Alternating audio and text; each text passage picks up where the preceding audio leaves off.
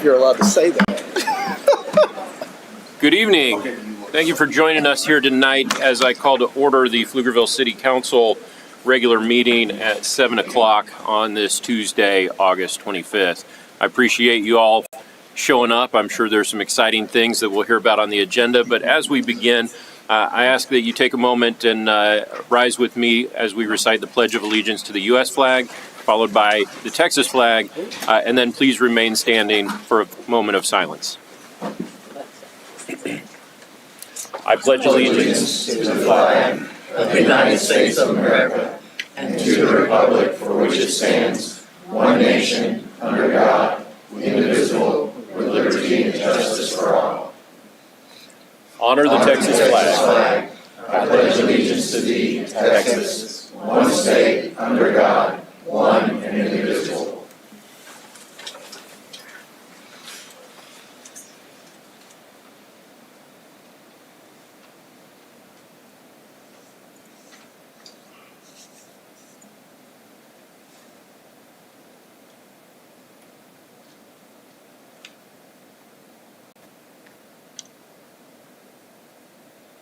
Thank you. Please take your seats.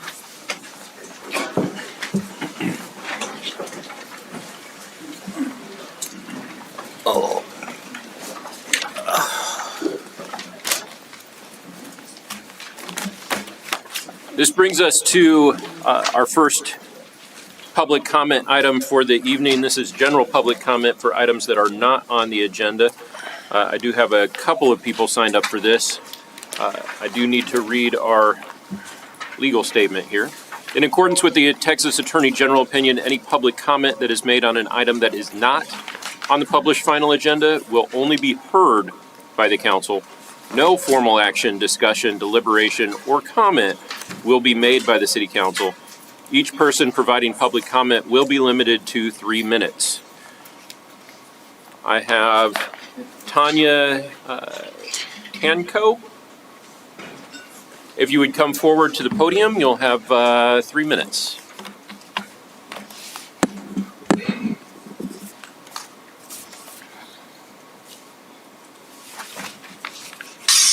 Thank you for allowing us to speak. I am a small business owner in Pflugerville. I own a beauty salon and beauty supply. And I was approached by U-Haul to be a dealer network where I would park 2 trucks on the side of my business, and they installed a pick up and drop off box where individuals would pick up and drop off 24/7. They wouldn't even have to enter my facility. Once we notified the city that I would have 2 trucks parked there, they shut it down. We was prohibited from having the trucks parked there. It was cited under code 4.6.1 that the accessory doesn't match the primary business. And I think that it was classified improperly because it's not an accessory. It's like a secondary to my primary business, but not necessarily an accessory. So for that reason, we wanted to bring it to council here because we've tried with the city without any success. So we just want it to be reclassified properly so that we can continue to offer U-Haul. The community loves it. It's been an enormous business, people has been in and out nonstop. The trucks never even sit on the property because it's constantly rotated out. It's the first one in downtown Pflugerville. There is no U-Haul there. And we're actually in the transition area of downtown because part of the code states that downtown doesn't allow rental and trailer facility, but U-Haul is classified as that, but that's not. I'm not opening up a U-Haul. I'm just allowing U-Haul to park 2 trucks there and have it as a 24/7 pickup and drop off location. There isn't any storage, any U-Haul supplies, anything of that nature. It's just simply a drop off and pickup location of 2 trucks. It doesn't interfere with my primary business. It's actually parked in the rear of my business. All of the people who's entering the salon and beauty supply enter in the front area of the facility. And so we just feel like due to the fact that we were not properly classified, that we were prohibited and shut down. And it's a service that the residents and everyone in the area is enjoying and love. We started collecting signatures to that effect. We're right across in front of the Chamber of Commerce, directly in front of it. They haven't had any issues. No one has reported anything. There hasn't been any citations, any noise ordinance or anything that we have broken. Hasn't been a nuisance in any way. So, and then this is JD from U-Haul. He wants to explain the difference between me opening up. I think we're classified as trying to open up a U-Haul. He's going to explain what it means to be a dealer, a U-Haul dealer, opposed to me opening up a actual U-Haul facility. All right. If you'd like to speak, do I have a form filled out by you? No, she No, filled out he's just You my filled out a plus form. one. So you'll need to fill out a form if you wish to speak. Oh, he can speak. Are you wishing to speak now? Yes. yeah, I can fill out a form if you need All me right. to. You'll have 3 minutes. Okay, fantastic. So basically U-Haul, we all know U-Haul, love U-Haul, use U-Haul. We're a truck share business, basically meaning that 50% of our residents within large cities are more using alternate means of transportation. So we also like to reduce the green footprint, right? So having a dealer downtown so people can actually use the trucks to move into the apartments and homes and whatnot, and not having to transport across your town with roads, the congestion, minimizing our footprint. Having that there allows people to show up downtown, pick up a truck, and then make their moves.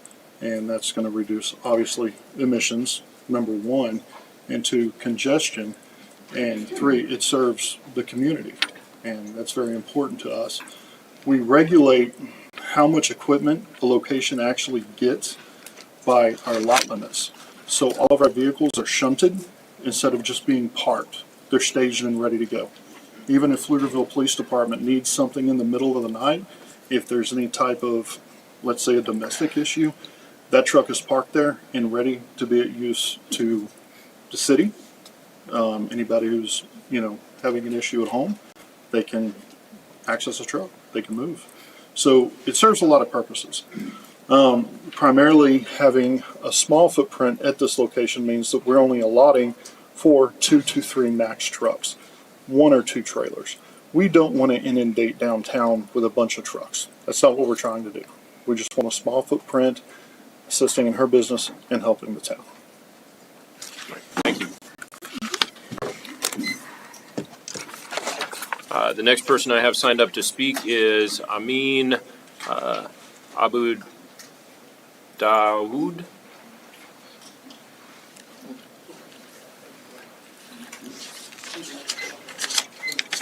You nailed it. You really did. Good evening, Pflugerville and council members. My name is Amin Abu Dawood. I appreciate this opportunity to speak today on the upcoming ACC tax vote to annex Pflugerville into the in-district fee region. I want to begin by talking about the money first, as that's the root issue for those voting no on this tax. I've heard and feel the financial struggles in today's economy, and that Pflugervillians have voiced in these council meetings and around town, but I beg you all to not punish those seeking higher education, from your kids to the adults in this room, that want to pursue a change in their lives. We should not hold them back because of the pain our pockets feel at large. Right now, an out-of-district Pflugerville student pays $286 per credit hour. If this measure passes, that cost plummets to $85, bringing the total 2-year district fee from $17,000 to $5,000. For a neighbor working towards a 60 credit hour associate degree, that is direct savings of $12,000. Furthermore, for those pursuing their 120 credit hour bachelor's at ACC, like nurses, software developers, and engineers who are highly coveted in our world and in this job economy, they would end up paying $34,000 as opposed to $10,000 if this proposition does not pass. The opposition has argued that only a relatively small number of Pflugerville residents attend ACC and an investment would not bring equal return. I'd like to offer that the large out-of-district sum and lack of local access acts as a financial and physical barrier for our neighbors. 53% of Pflugerville grads don't go to college immediately, and surveys show it's due to the steep financial wall and lack of local access and transit. The majority of our grads that do go to college go to ACC as a full commitment or as a gateway for transferring to other four-year universities. I'd like to add that the last time this proposition was voted on was in 2018, pre-COVID, pre-inflation, and even then the investment seemed too steep. I ask that you all consider the benefits our students gain access to for just $25 a month in added taxes on average, and it goes beyond the local and financial access. ACC offers students amenities catered to helping demographics like the students I just mentioned. They offer free school supplies, groceries, mental health counseling, tutoring, job advising, and so much more. I am lucky. I've had the high privilege of having parents who are willing and able to help finance my education, and that support is the only reason I'm currently able to attend ACC. I strongly believe the keys to success shouldn't be gated behind a $12,000 to $24,000 wall. And to everyone here today, please vote yes to the ACC annexation proposition this November. Thank you for this opportunity, and thank you to Councilmember Mateo for your support of our future workforce. Thank you. I have Craig Reinecke. Where's Craig? I've got you signed up twice for public comment since 4C is on the consent agenda. Just public comment. All right. I get 15 minutes, right? Nice try, Chris. I think I Two, did maybe. spot 2 maybe. 4 forms up here with your name on it. Okay. Oh, lost my spot already. Okay. Good evening, Mayor Weiss and members of council and all the really important city people also. So glad y'all are here. It's so great to see such a great turnout. My name is Craig Reinecke. I am the secretary of a nonprofit organization. We're about a year old, Strong Towns Pflugerville, strongtownspf.org.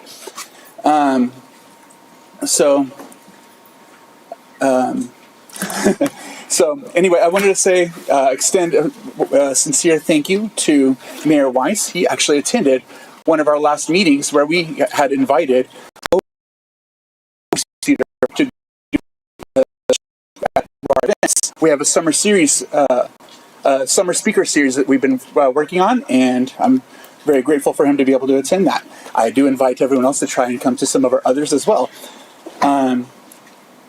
They're held at the public library. We've been having them at about 2 o'clock at the public library. It's not every Saturday. We're still working on some things, and there's still some flux for how we have people coming in.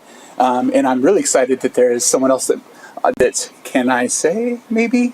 Yeah. So that Councilman Kaufman has actually agreed to be able to speak at one of our some speaker summer series as well, coming up. So,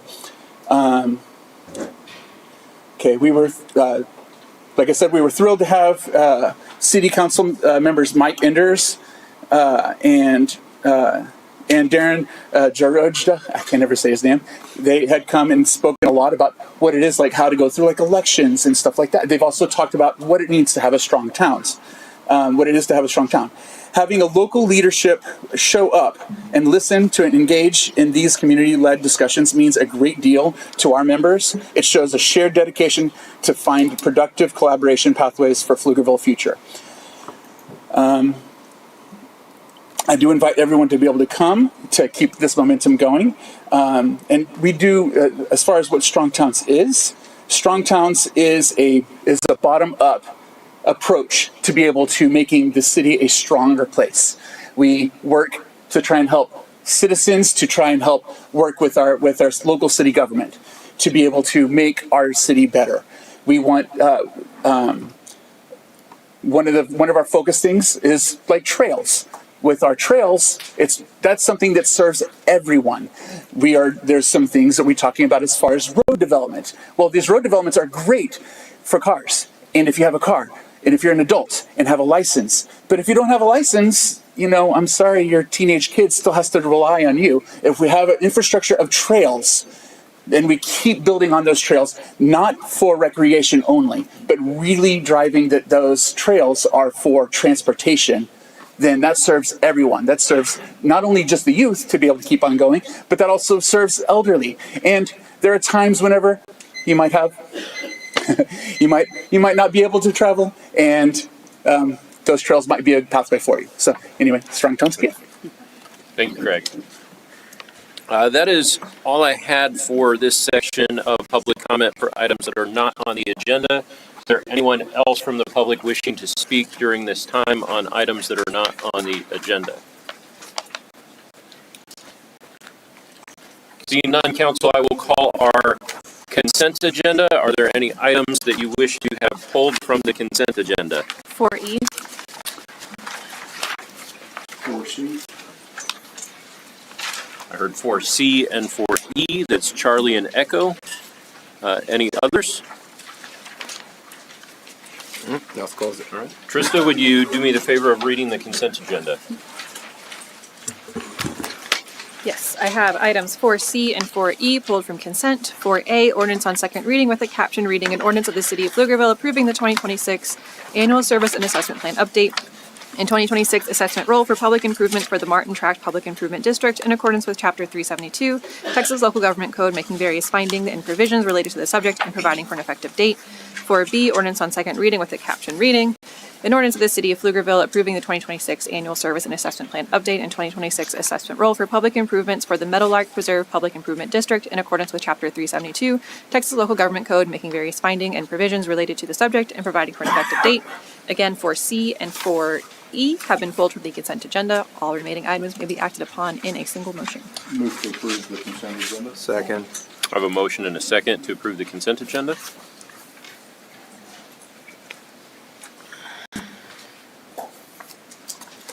Motion passes unanimously. That brings us to item 5A. That is conduct a public hearing on the fiscal year 2027 proposed budget for the city of Pflugerville, Texas. We have Tracy Waldron, our finance director, to present. Good evening, Mayor and Council.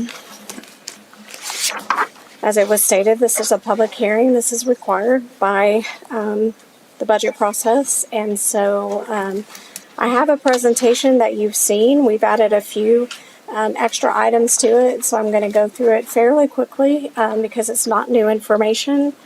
So we'll talk about the appraised taxable values certified. As you know, we did gain new property value of $321 million.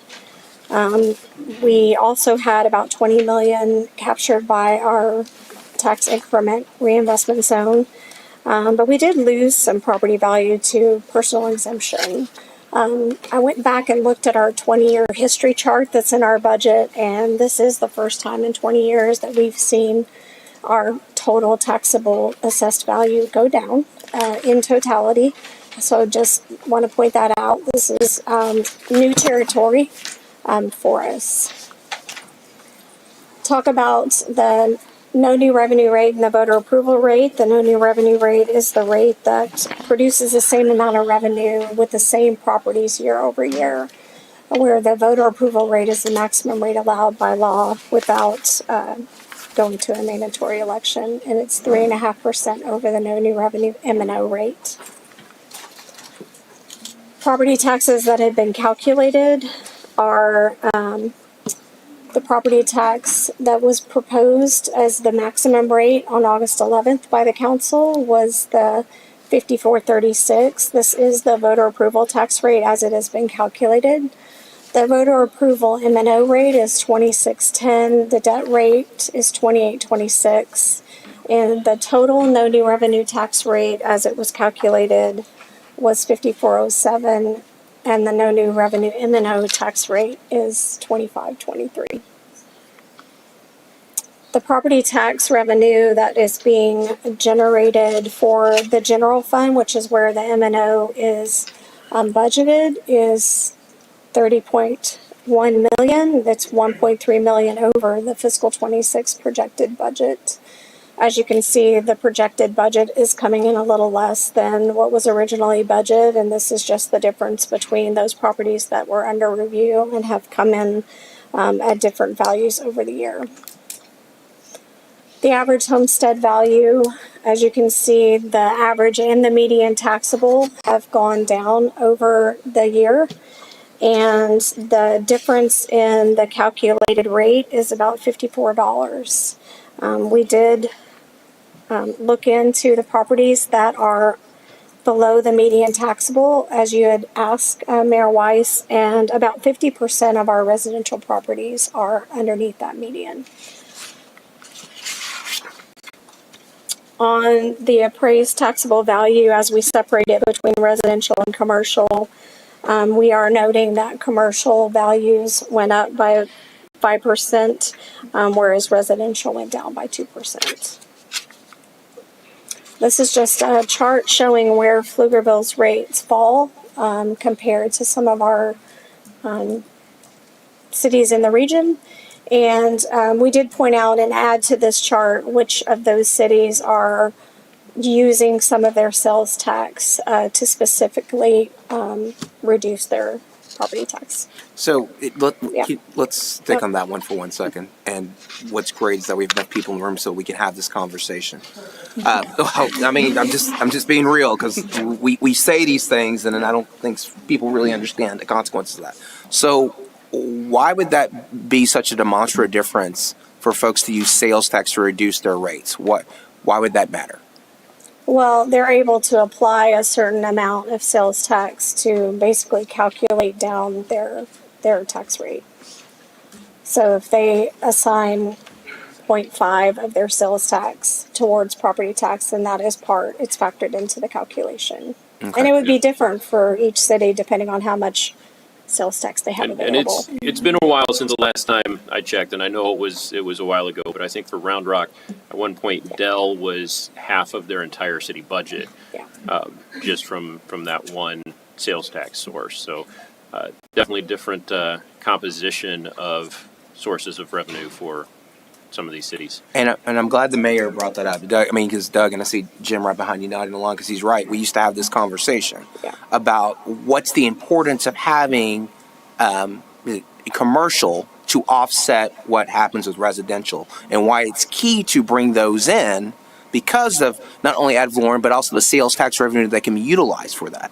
Additionally speaking, as you look at these properties as well, you see the significance of the ones that are built out, like Round Rock and Cedar Park. And so when you're talking about infrastructure, and we have that conversation about Pflugerville, that we've had the years that you still have literally half the population, half the growth is still happening on the other side. Everything that for some people may not know, east of 130 and between 973, and even Pflugerville crosses 973. You have to build that infrastructure for that. And so part of the reason why you have the rationale regarding what you have regarding your taxation on that is because of what you're looking at regarding the infrastructure for that. And so you need to bring in these commercial businesses to help offset, so the burden isn't just on residents when it comes to building these things.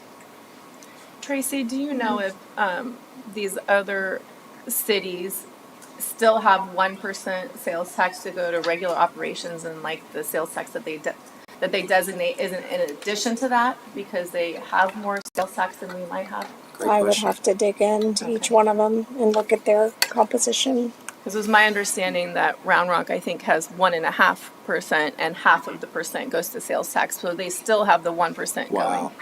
Well, and then, Much like I think I would imagine every city on that list has 1% of sales tax going to the general fund, and then it's the additional other 1 cent here that goes to support the ESD operations and our Economic and Community Development Corporation, which is tasked with bringing more of these businesses to grow more sales tax. Many of them may not have those other entities that consume that that sales tax. So I think Cap Metro is another consumer of that sales tax allocation. yeah, and if you're looking at Taylor, there's that small thing called Samsung that is going to come through out there and make a demonstrable difference in that, as well as the University of Texas at Taylor, which will be coming online the next couple of years as well. It is amazing how much construction activity generates sales tax as well. All the wood and steel and all the nails and tools add up. Absolutely. Tracy, I'm sorry. You're fine. So this is an all funds discussion as far as revenue, expenditures, and debt service. Voter approval tax rate was used to build the budget. Conservative sales tax projections have been used, and I will touch on that a little bit later. Utility revenue is based on the study recommendations. Recreational increase based on estimated memberships and proposed rates. On the expenditure side, general fund reduced by 17 positions, the utility fund by 10 positions. Monarch Fund gained 123 new positions. Obviously, that's a new fund. 3% cost of living, and also a market increase to the police step plan. Health insurance cost increased by 8%, and we had to include all of the new occupancy costs for the new facilities that will be coming online in fiscal 27. On the debt service side, the general fund debt service obligation for that year is 43.6, and the estimated amount on the utility side is 43.6. This budget does not include any new debt proposed. And James, to the point regarding the expenditures and the 17 positions reduced, let's just be blunt, swept. Those aren't necessarily positions that we don't need, but given the fact of where we are with our citizens right now and trying to go ahead and be as conservative and working with them regarding this time period, regarding our economy, those are positions you just said right now we aren't going to fill, correct? That's right. It's a level of service discussion now. Okay. And with the Monarch, we have agreed to make sure that that is running at 100% cost recovery. Is that correct? Work toward that? Per council's direction, that is the plan, to try to work toward a full cost recovery facility. That will take a number of years to do that. That is the goal. Okay. Well, on some of those positions, though, they have been vacant. So if you have a vacant position for a long time, then those are the ones that are on the top of the list to be unfunded. That's why I asked him Yeah. last week or 2 weeks ago when I said, okay, these are vacant. Do we need those, or are those just going to be swept up? And he said, no, those are actually ones he would fill, but given how things are. And they vary in length in terms of how long they've been vacant. Yes. This Great. total budget is $495 million. The breakup of the different funds. On the general fund side is balanced at 65.8. Revenue over recurring expenditures. There is 2.5 million capital outlay built in. 1.6 of that is a transfer into the vehicle equipment and replacement fund to fund the vehicles that have been identified to be replaced in fiscal 27. That's leaving fund balance at 16.9 million, which is 26% of fund balance. Our policy is 25%. On the general fund side, the revenue, and we talked about taxable assessed value going down, that decrease was at 65 million. New property did see an increase in valuations, which just means that existing property in total did decrease. On the sales tax side, we had budgeted, I think, 3% for fiscal 26, but we're really running at about 1.2 year over year. So we decided to just do a flat 0% projection for fiscal 27. As far as that projection goes, if we do better, this will be good. And it will provide those funds available for one-time and capital purchases in the future. Why this commercial business is key, because we get that sales tax revenue up. On the other category, it increased by 1.6 million. This does include the Travis County EMS funding of 600,000. There is a transfer of tree escrow funds of 521,000. Recreation fees were removed from general fund for a portion of the year and moved over to the Monarch Fund. And we did see a slight increase in total franchise fees.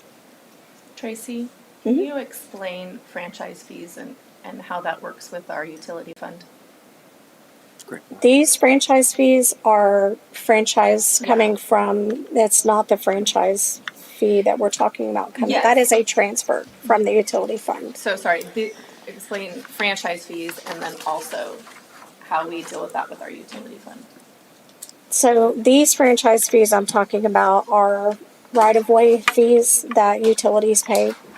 And the transfer from the utility fund is treated, it's similar like a franchise fee because it's a 4% over their revenue. It's the way it's been calculated over many years. The purpose is also to help with right-of-way costs, just like with other. It's to support the general So fund. the way I always phrase that, especially for the people in the room here, when we talk about rights of way, we talk about the areas along the roadway. Y'all own that. That's property that belongs to us as a community. So when a utility says, hey, we want to put our lines in there, we want to put our pipes in there, our wires, whatever they're putting in there, they they have to pay y'all rent on that. So them paying rent is a franchise fee that then offsets the cost of the taxes that you have to pay. That goes into the city's budget because that is money that is owed to the community for the property that the community owns. It's the way I like to explain it. That's good. Good explanation. And this is just a picture of how our sales tax has been looking. And so, as you can see, the last several years have been a little more flattened. So, as we're projecting 20 million to end fiscal 26, this is the same amount we're going to use in the budget for 27. On general fund expenditures, we've kind of covered some of this, so I'll touch on some highlights. I did get the amount that was taken out of the general fund and moved over to the Monarch Fund. That's the $881,000. We did find some ways to reduce third-party contracts, and we did redo our cost allocation, which includes the Monarch this year, and so you would see an increase in that line item. Would you mind explaining the changes that you made to the cost allocation? We just reassessed which departments were included in that cost allocation, but we also added the Monarch as part of the allocation. So before that, it was just the utility fund that was participating in that cost allocation from general fund departments. And that's to cover some of the administrative time that is Yes. with HR or IT It's and other things. So people that and supports- culture, it's finance, it's IT, GIS does a lot for the utility fund. That was one department that was not in the previous cost allocation, but we definitely recognize that they do a lot on the utility side. Thank you. Major events that are included in this budget. All of these have funding in the budget. And Tracy, because the name is new, can you explain to the folks in the room what red, white, and boom is? I mean, I believe that's what it's always been called, but that is the 4th of July event. I just work here. Yeah, that's our 4th of July fireworks. Yes. Red, white, and boom. Yes, So we're gonna have that in 2027. it's in the budget. So this is the property tax revenue that serves the debt service fund. And I just want to point out that the preliminary budget for 27 is a little less than the projected 26 ending, and that's because we're using 4.85 million of available fund balance in that fund to keep that rate. It's actually less this year than it was last year. And so that is the reason for the slight reduction in total revenue in that fund. Which brings us to the summary. Total revenue is 39.6. Reoccurring expenditures is the 43.6 in debt funding, which you can see the net changes drawing down that fund balance. So we'll end fiscal 27 with a fund balance of 5.3. Now, Tracy, when I was looking in the budget, I noticed there was an arbitrage expense. Can you explain what that is and why we incurred it? Can you spell that too? Arbitrage. Yeah, so every 5 years is when you actually owe the arbitrage. We may run calculations every year on what that arbitrage liability is, but it's basically if you earn more than the bond document allows you to earn on interest, you owe that to the IRS. So we did have 2021 bonds that were calculated and due to the IRS. And that's what that arbitrage is. So if the funds are available in debt service, which is where some of the interest ends up going, then we will pay for it out of there. If not, we will pay for it out of the capital improvement project fund where interest also is residing. So what was the reason that we had earned more interest on the bond funds than was allowed?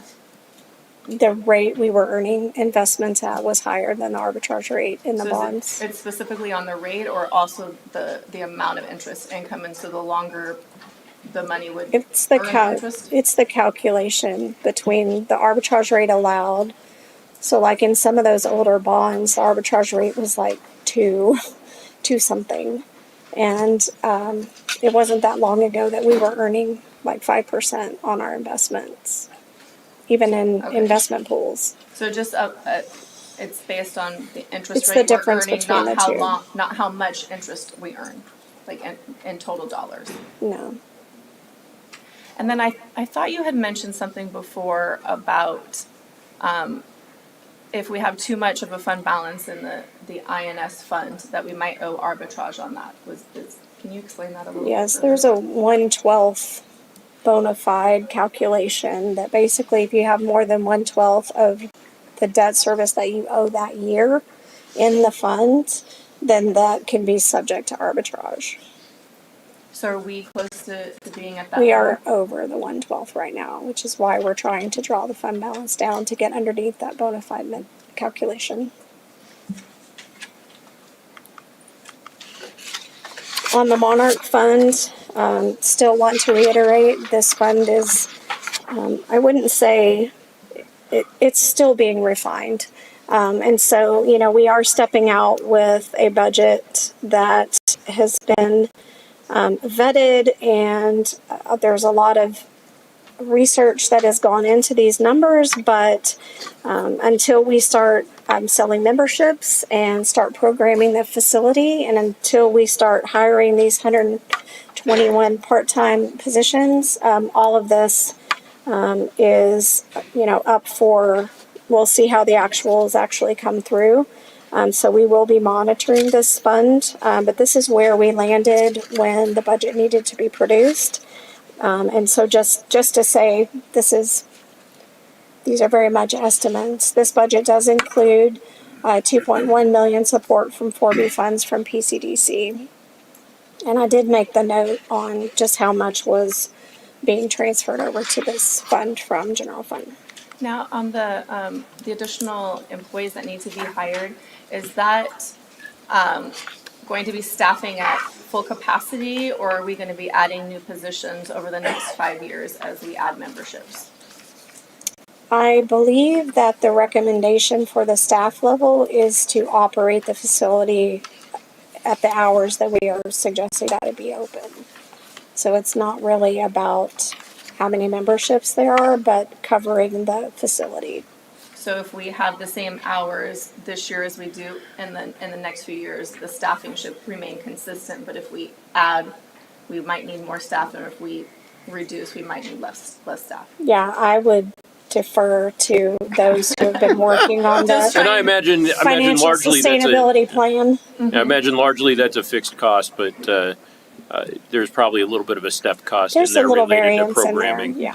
So I wouldn't expect it to be exactly the same every Right. year based on the hours, but probably pretty close. Right. Yep.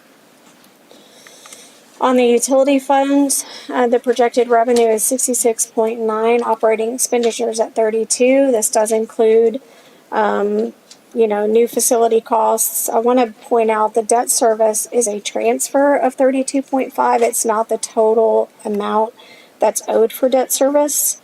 We have factored in some capital outlay and transfers into this budget, but as I pointed out in the work session at our last meeting, that we will monitor how our projections come in, and we will keep this fund at the 25% policy, which means that we may not be able to transfer as much as we had hoped into the capital projects, but we will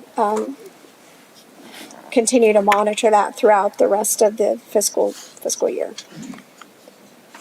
On this fund, there were 10 positions that were reduced. 6 of those positions were transferred to general fund to better align with how we've restructured our public works departments. 4 of them were unfunded. This fund still has the same 8% increase in health and the 3% cost of living. Tracy, could you tell people where we came on health costs this past year and why we used 8% as our trend?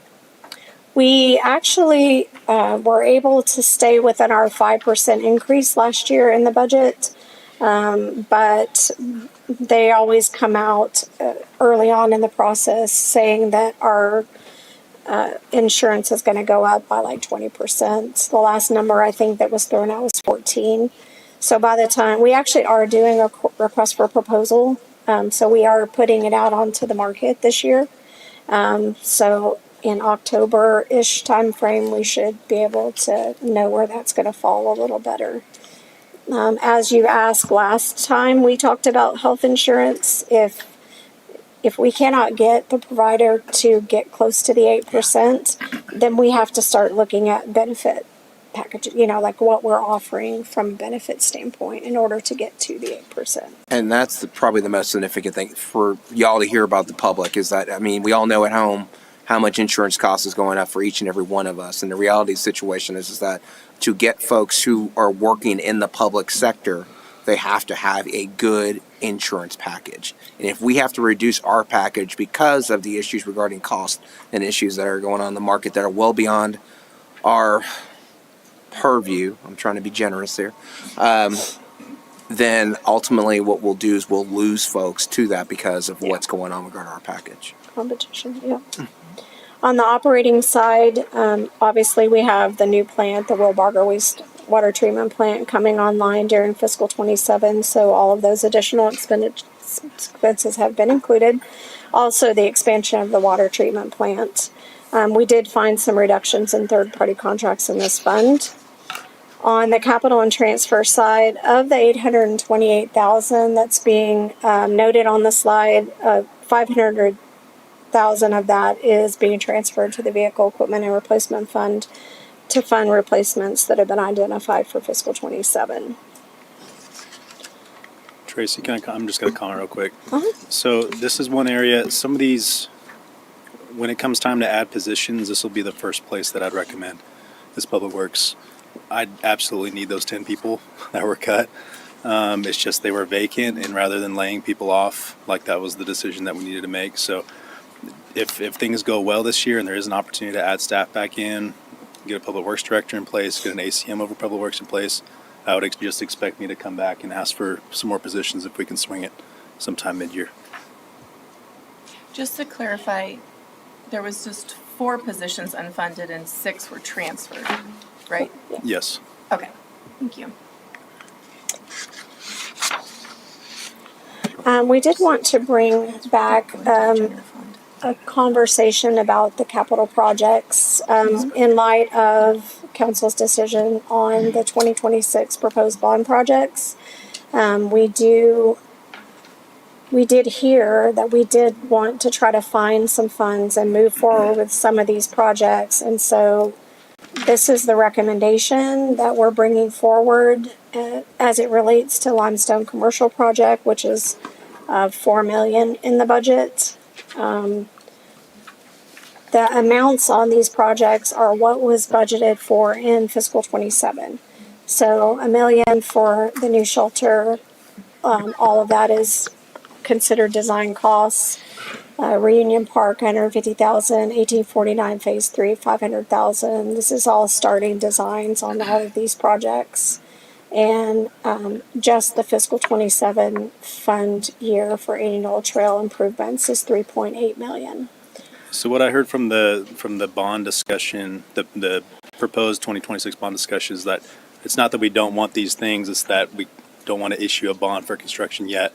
But if there's a way that we can keep these projects moving in a meaningful way, get them planned out a little better, get them designed, then y'all would be open to that. This is one way to do that.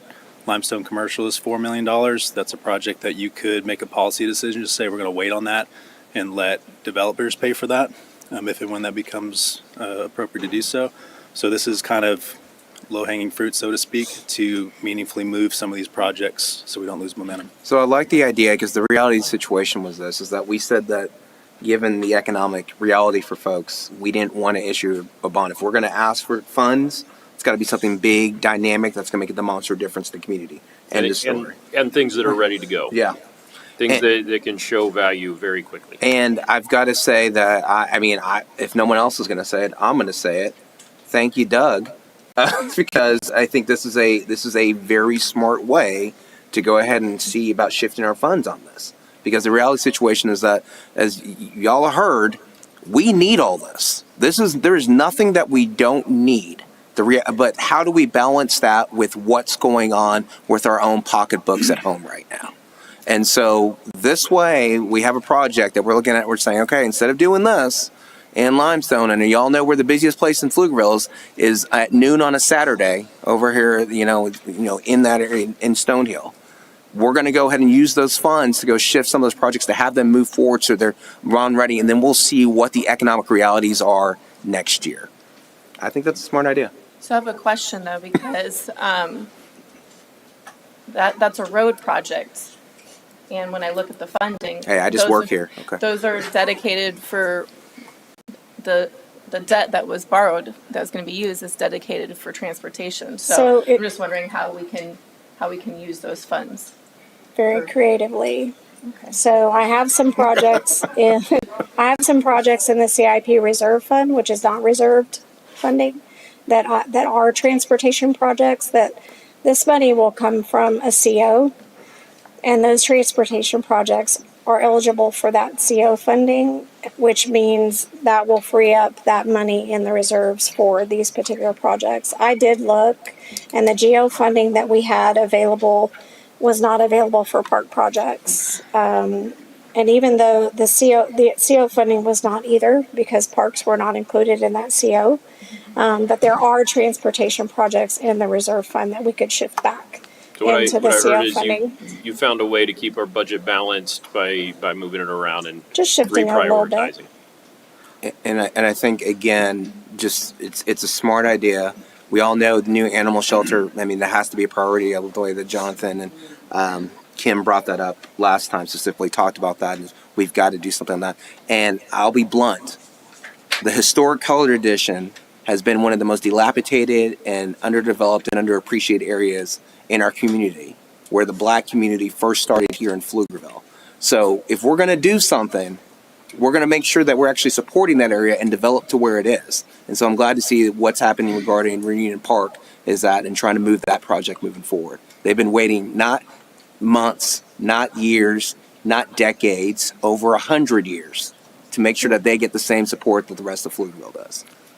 So I do want to say, I appreciate the creativity here. I still have reservations about removing the work for Limestone Commercial to Pfluger Farm, based on the implication of a particular developer that stands to benefit if we don't do that construction. And like Councilmember Mateer mentioned, the traffic in that area is terrible. It's an area that is ripe for additional development. And so obviously this is a discussion that we'll have to have separate from tonight, but I still have reservations about that particular part of the plan. And my reservation are the last two. I'm okay with the first two, but the last two, I think those are wants, not needs. Well, that's just my opinion. I think there were other stuff on there that we could have added other than those. I am a little curious about the Trail Improv. That sounds like a yes and project. You sound what? No one? No one? It's improv.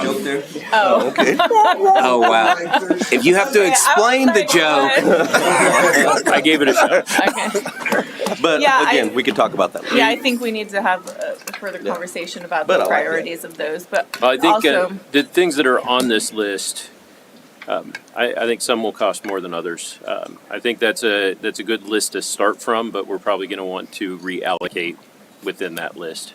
Yeah, and I think, based on how far we think any one of these can do, if we really need to prioritize two of them to make meaningful progress versus splitting the money across all of these. That sounds like a great idea. I think we subscribe to that newsletter. Yeah. So like and subscribe. Yeah. the animal shelter and the Reunion Park definitely seem like high priorities to me. yeah. And I think we need to make a substantial investment in both of those. Yeah. Okay, Now, so is this for design and engineering? What are this these is for costs design. This is for design. For design? Yeah. Okay. It's because that's Well, what, except for the trail, or is the trail for design, or is the trail for actual projects? I think trails for actual projects. because I think we asked I'm specifically. Yeah. thinking of the animal shelter. That's the thing that I'm most concerned that's about. the big one. Yeah, and I think that the reality is the animal shelters that, just like we said, the different machinations that were brought up, have a further discussion, help move that forward on that as well. Shane, we're not forgetting about you at Parks. You know how I feel about Parks over there as well. It's just, what do we do right now? There's a lot of things going on with parks still, with Lake Pflugerville Phase 2 and the first phase of Destination Play Space. So I think we have a lot of things that we're working on. So Make sure you give him a hug after this. I've been waiting patiently from 2020. So I am trying to finalize your budget Yeah. for next meeting. I was gonna say, We could go two ways. We could either say, yes, go this way, or tweak it and go that way, or don't change anything and I come back to you in like October with some sort of a budget amendment to do whatever y'all want to do. But I need some direction tonight.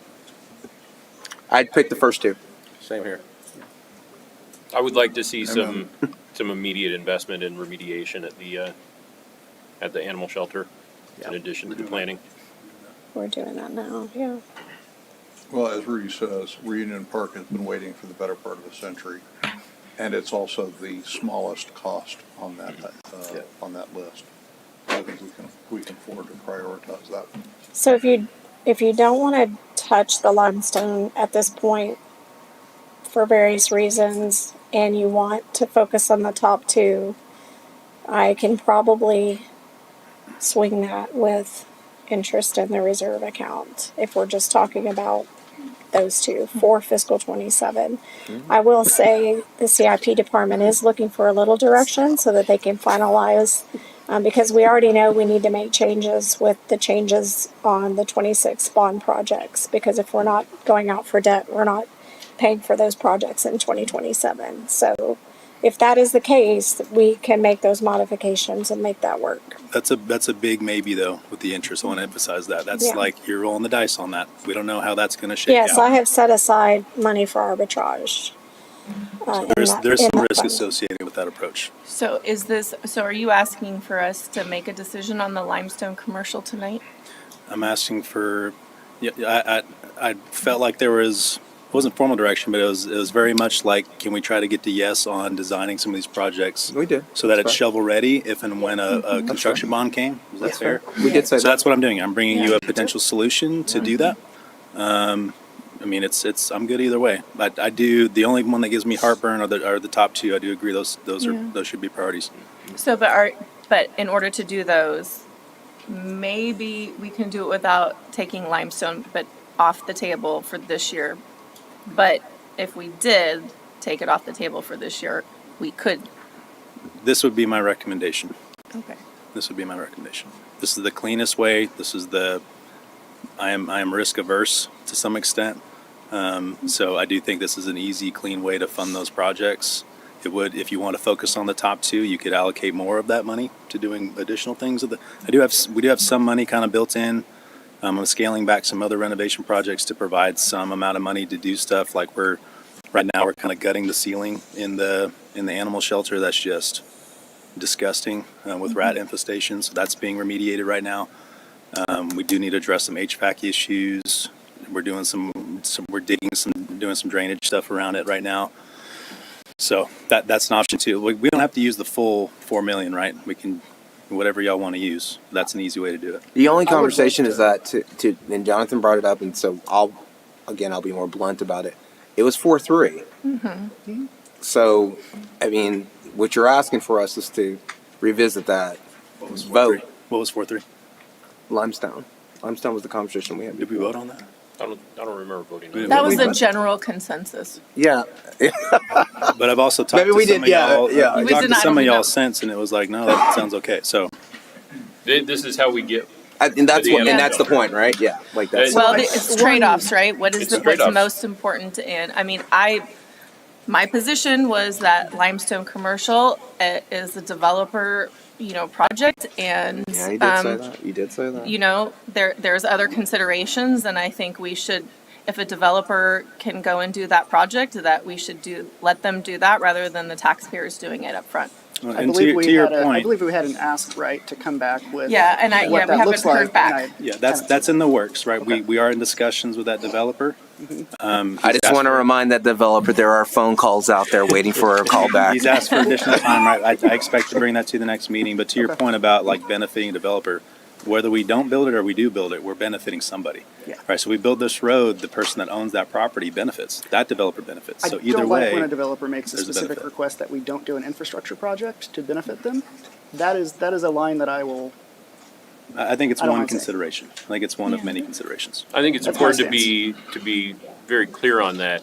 The developer who we need to acquire property from in order to perform that investment and complete that project. And if that developer is unwilling to contribute property to that project and going to be adversarial in that process, I'd rather them take on the burden of building it. I think it'd be fantastic if they do it. I would like to see that on paper. I was just gonna say, and James said I already said it, so I'm gonna repeat it. What's coming from their end? I have not heard back. I'm glad that's the discussion, but I want to see what they're actually doing to that. Because Doug's point, they're going to do it. That's cool. But I want to see. Yeah, do I want to see a contract? Absolutely. contract? Yeah, yeah. But I just want to see what they do. So to that end, on these proposed items, Like we don't have a decision. I'm going to tell you to focus on the first two. If we want to leave it in like this until we actually have projects come forward, I'm fine with a budget amendment in the future, but do we want to change numbers there? Because it sounds like you've vetted out these numbers already. I could probably do with a little more on the animal shelter. I mean, Yeah, I was going to propose we couple move the. $100,000 we can try to make it work. I was going to propose we 1.5? move the 500 from 1849 Phase 3 up. Did you already said? He said 1.3. Yeah. I mean, Yeah.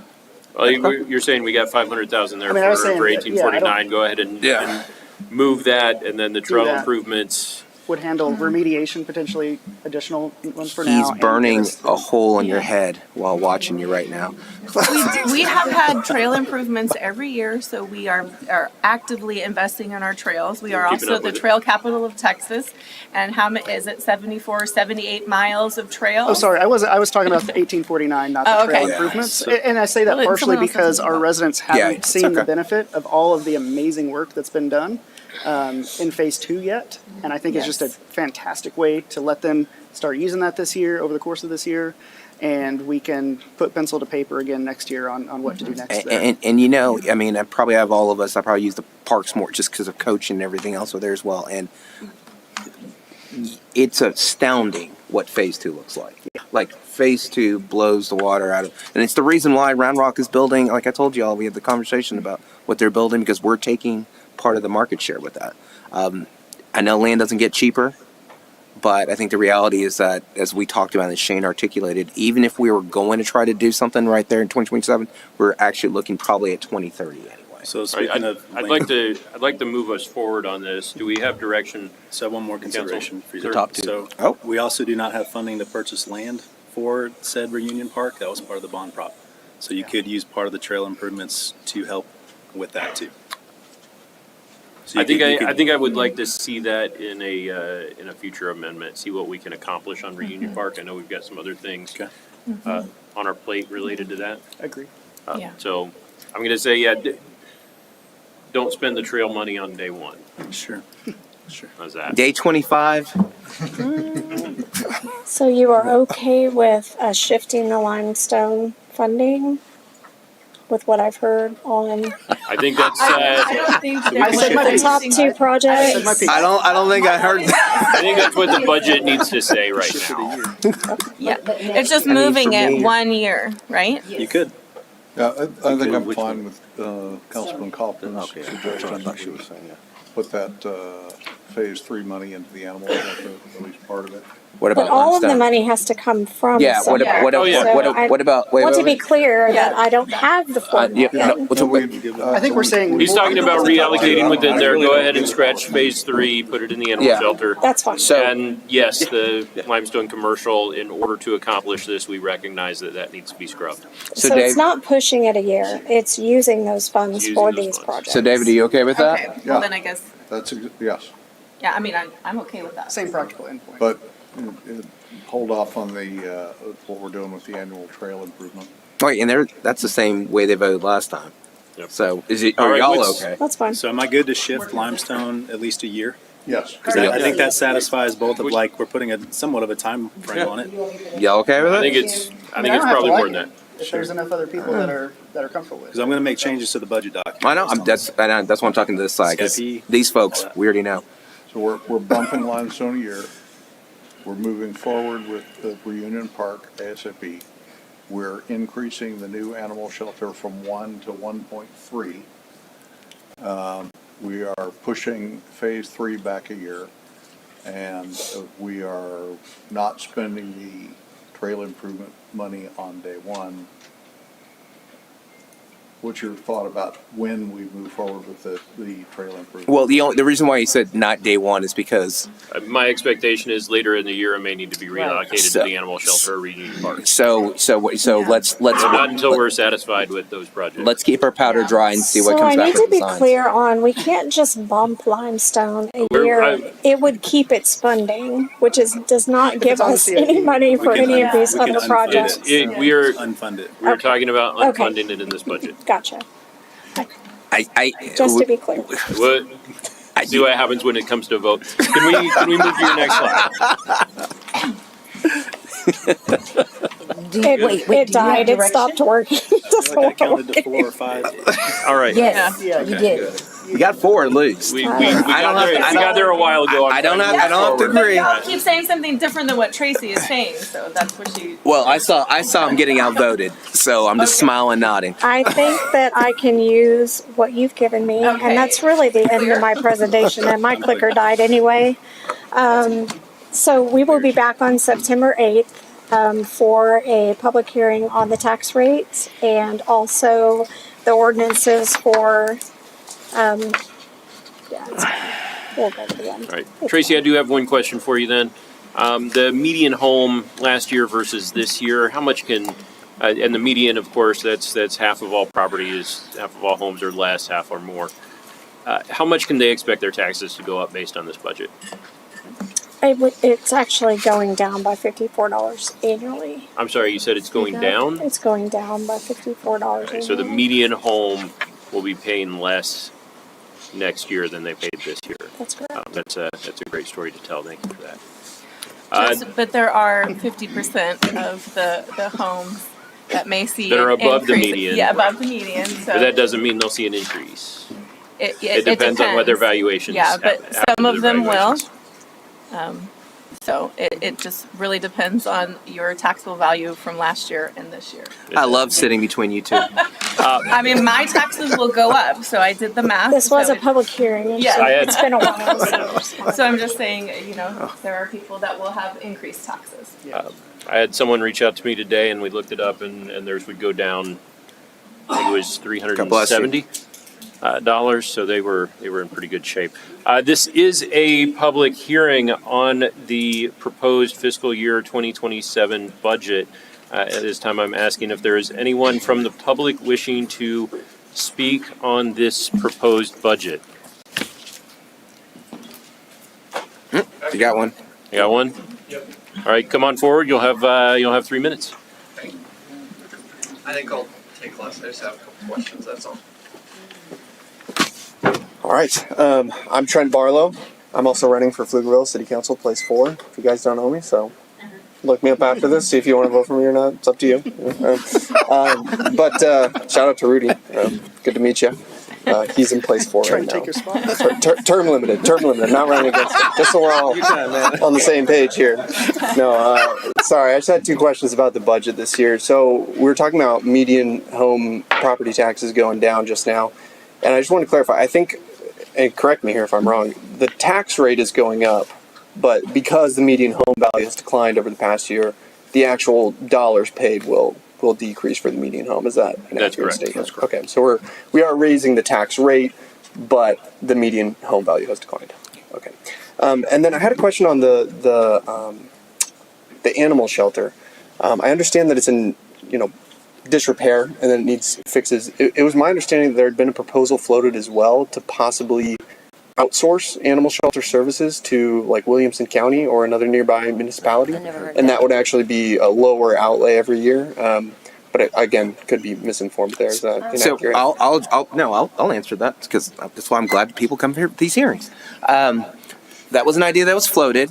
Okay. The reality of the situation is that they're at capacity, and they have their own issues, concerns. They went to a countywide animal shelter, thinking that they were able to pool the resources together to be able to go ahead and have a bigger, better animal shelter for everyone involved. And they're running into the same issues and concerns that you're seeing down in Austin as well.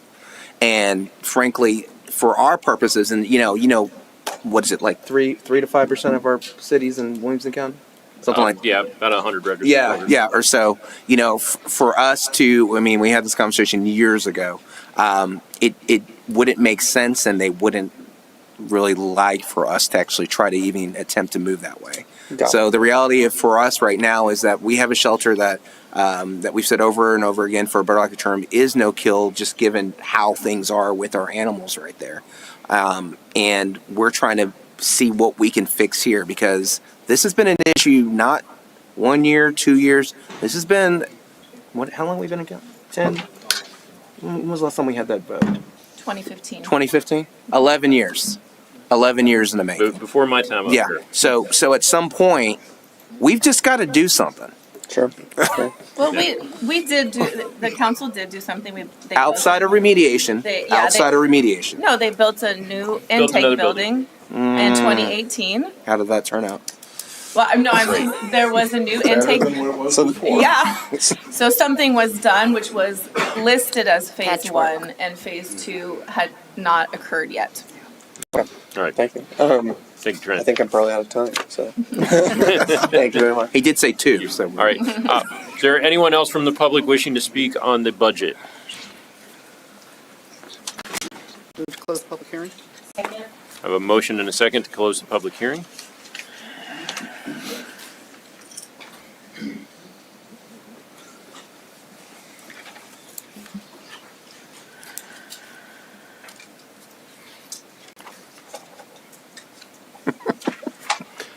The public hearing is now closed unanimously. This was only a public hearing tonight, so the next item on our agenda is to conduct a public hearing and consider approving the first reading of an ordinance with the caption reading an ordinance of the City of Pflugerville, Texas, amending the city's Unified Development Code, Chapter 157, Code of Ordinances, as a zoning map amendment by changing the zoning of properties located at 1304 and 1312 Taylor Avenue from agriculture development reserve zoning District A to a single-family suburban zoning district, SFS, and providing other matters related to the subject.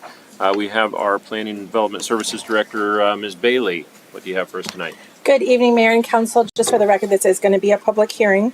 I'll try to get this through this. Oh, it's in there. Okay. We may have a slight issue with our slides tonight. To go over this is just under 3/4 of an acre. It is at the northwest corner of Taylor and Russell over in the Historic Colored Edition. You would have seen this back in May for a comprehensive plan amendment. It went through unanimously to change this from ag open space over to single family. And this is the follow-up rezoning to be able to have that rezoning for the single family. This is an ancestral property, and they have desired, instead of the park that was originally planned in the Aspire plan in 2022, they do want to build 2 homes across this.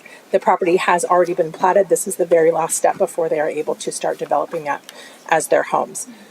The public hearing notice went out. There was one public hearing and response that came back. It was from an out-of-town owner that owns one of the commercial lots adjacent. They did have a few concerns, but the property would not be taking access from where they were concerned about, so I think we should be good. The property owner is here. Should you have any questions, they are out in the hallway if you want them to come up. Council, do we have any questions? All right, this is a public hearing. I invite anyone from the public wishing to speak on this item. Move to close the public hearing. Second. I have a motion and a second to close the public hearing. Oh, I'm sorry. Do I have someone wishing to speak? Yes. Well, for the... Yeah. Yes. Would you like to speak on the item? Yeah. All right, you'll have 3 minutes. You come up to the podium here. You'll have 3 minutes. If you would state your name. My name is Bernard Bennett. I live at 311 Caldwell's Lane, and I know that like this seems like a very small thing to change the zoning.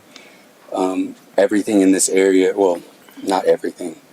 The zoning for this was agricultural 0. Is that correct? Mm-hmm. And now y'all want to change it to single family 3, single family S, I don't know, single family. And there are homes in this neighborhood that are built there on agricultural 0. So I'm just wondering, why do you need to change the zoning when there already are homes built there that when it's already zoned at agricultural 0? Who wanted to change the zoning, and do you know the historical reference of changing zoning and what that means in the precedent? It says when you change the zoning, even if it's just from agriculture 0 to single family. So it's kind of two-part question. Sure thing. So I can tell you that the properties that are already built are what we call legal non-conforming use. They were built before we had zoning. So they get to stay, they get all the rights and privileges that they have currently. This would be to enable more people to build their homes and occupy the area, which I believe they're building, as you mentioned, on ancestral land. And then the second question was about the precedent setting of changing the zoning. And you're saying the reason why there are already houses, because those houses were built before there was even zoning. So you're saying basically to be able to build homes now, from agriculture 0, you can't build a home on agriculture 0. You can only build a home on single family. Correct. I believe on agricultural 0, you could build a home on a 3-acre lot, or some such like that. But yes, agriculture is also known as our development reserve zoning. So that is what anything that's annexed into the city goes into, call it by default. And then at that point in time, once someone decides what they want to do with that land in the future, we look at the comprehensive plan, we look at what they want to do, and we try to get them there. So the people who own the property, they want the variance? Yes. Yes, okay. They are asking for this so that they can build the house, and that property's been in their family forever. If I may ask, is Judge Bennett your dad? Yeah. Okay. Let's vote, and I'll talk to you in a second. Okay. All right. Thank you. Anyone else from the public wishing to speak on this item?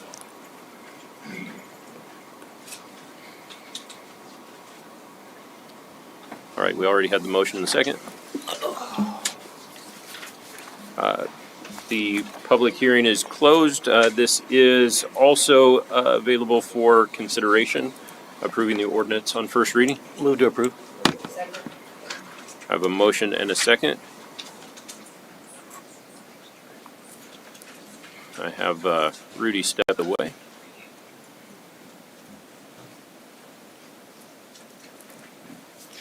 Motion passes unanimously.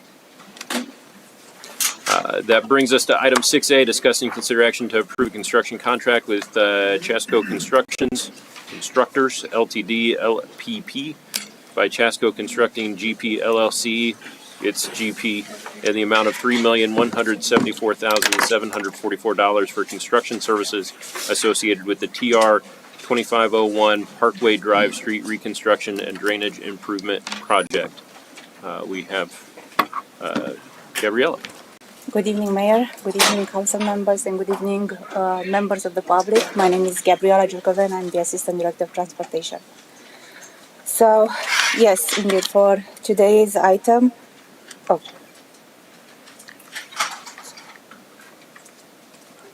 Oops. There. Trista, can you help me? Sorry.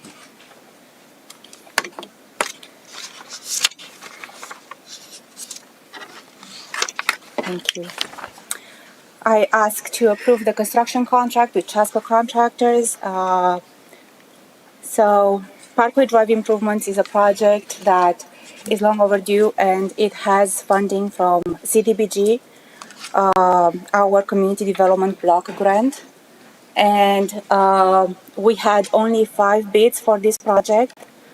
So the project itself is the reconstruction of Parkway Drive to improve the roadway conditions, drainage and safety, and that includes retaining walls for drainage between the streets Frost Circle and Poe Circle, and that includes also ADA compliant sidewalks and traffic signals, illumination, and pavement markings. So we have reviewed the submissions that we've had. 3 were disqualified because they didn't comply with all the requirements. They didn't submit all the documents. And the 2 we reviewed and we evaluated based on the professional and the funding and of course the project schedule, the calendar and the funding that they submitted. Now, the roadway is a section of 0.64 miles, and the cost per mile is at $2.44 million, which includes, as I said, so it's a 2-lane with each. So it's a 1 lane each way roadway with improved ADA sidewalks, improved drainage, and illumination. So. We reviewed the market, and it is within the market compared to other projects that we have to bid in the past few months.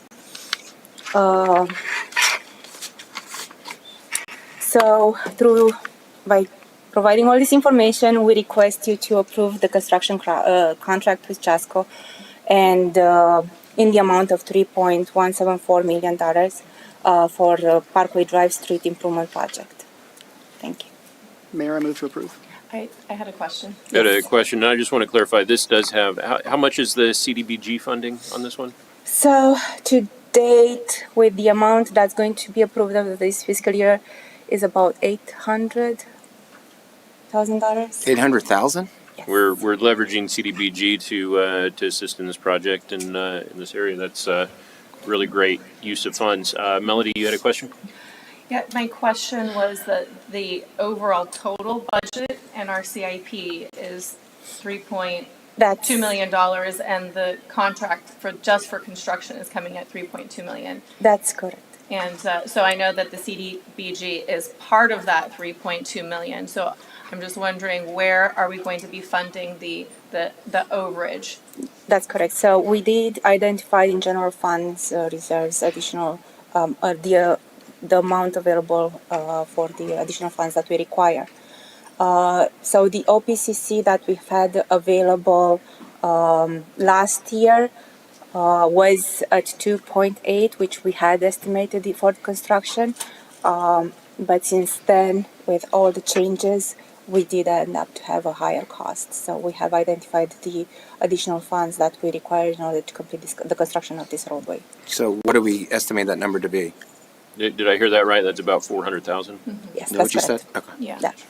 So that's the difference, yeah. So, and then if I understand correctly, one of the reasons that this is a little bit more expensive is because the additional drainage work that we have to do. That's correct. To bring it up to code and our standards for the rest of the city. That's correct, and the retainage walls and everything that we have to put in place next to the drainage, so yeah. You're saying when we annex roads into our city, they're not at the same level as our city standards? That's weird. Okay. Well, this is a we great own them project, under. so Yeah. thank you for answering All right. all of my questions. Yes. Jonathan, did I hear a motion over there? Move to approve. Second. A motion and a second. Thank you.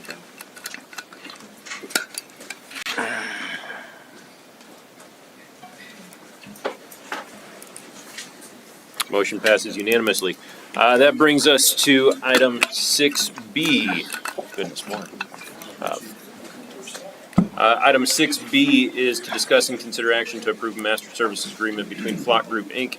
and the City of Pflugerville for the lease of automated license plate readers, ALPR cameras, and licensing in the amount of $87,500 per year. I would like to open this item quickly. I have quite a few folks who are signed up to speak on this, and I do want to make sure that everyone has the most recent information available. When it comes to public safety, I mean, that is something that we cherish in our community. I know that our police department, our officers, have relied on this technology in the past to close cases and assist with enforcement in the area. But public safety means more than just enforcement. It also means safety. It means security. It means feeling safe in your community. One of the things that I think we had a revelation yesterday that the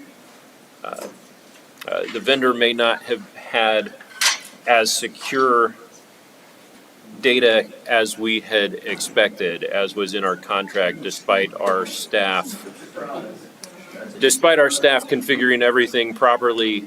I don't know if I would call it a violation of the contract, but it's definitely a violation of trust. And as such, since we are already out of contract with this vendor, this afternoon I asked the city manager to bag and tag the cameras around town.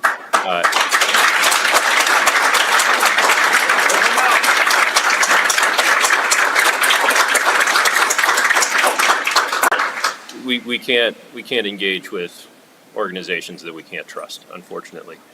So I will be calling individuals here to speak. I don't know if we require a presentation at this point in time, but if you are wishing to speak, I should also mention. Mayor, well, hold on. I should.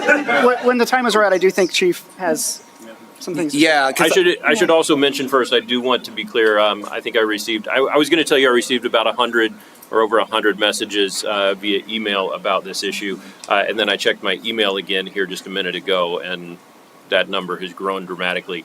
It's over 150 now. Yeah, well over 90% of those asking for this particular action tonight. But I want to make sure that the citizens know that they are heard, that I do read all those emails, even if I don't respond to each and every one of them. Not every one of them has requested a response, but there are quite a few of those. And you're being generous. So, which is good because you're the mayor, so I get to be blunt. This is crap. Well, this has been crap. It has continued to be crap, and we've had this discussion for at least 2.5 years now. I remember specifically coming back from Houston-Tillotson. Mimi Stiles was doing an AI conference regarding what's going on with generative AI in general. And we came back and talking about cross-racial identification, and that being one of the biggest issues that are happening, and that's affecting particularly people of color, what they're looking at from as well. You and I went back, we had lunch, we had a conversation about this, and we expressed some concern about what do we do, how does that ultimately play out? And then we started to see over and over again different instances about just how bad of let's be blunt here. They're a terrible company, not a bad partner, a terrible company. And to see over and over again them not learning from us. We were in this room, 6-8 months ago? Yep. And lying to our face about what the hell they do over here as well. And I got to give you a lot of credit because you've shown a lot of restraint of not saying or doing anything online about this. I give a lot of credit for Jonathan telling folks about what the heck is going on here. But the real problem is this. Years ago, we served on a board and we had a partner in a contract. And that partner proved to be an unreliable partner and a false partner. We went about and not only instructed our staff to go ahead and terminate that contract position, we asked for who else they were doing their relationships with so we can warn them about that. And yeah, you're smiling because you know exactly what I'm talking about. We've been doing this a long time. And they didn't listen to us, and they got screwed too. I'll be damned if this time around we don't go around telling these folks, not only here in Central Texas or in the state of Texas, but everywhere across the state about what the hell Flock has done and why it's done a disservice not only to our citizens, but to our police force. Because it makes them have to go ahead and question what the hell they're doing over here. And so we can't just bag and tag them because they've actually shown numerous times where even if you go ahead and you put a cover on it, if you go ahead and tell them to stop it, they still record. We need to get them the hell out of here.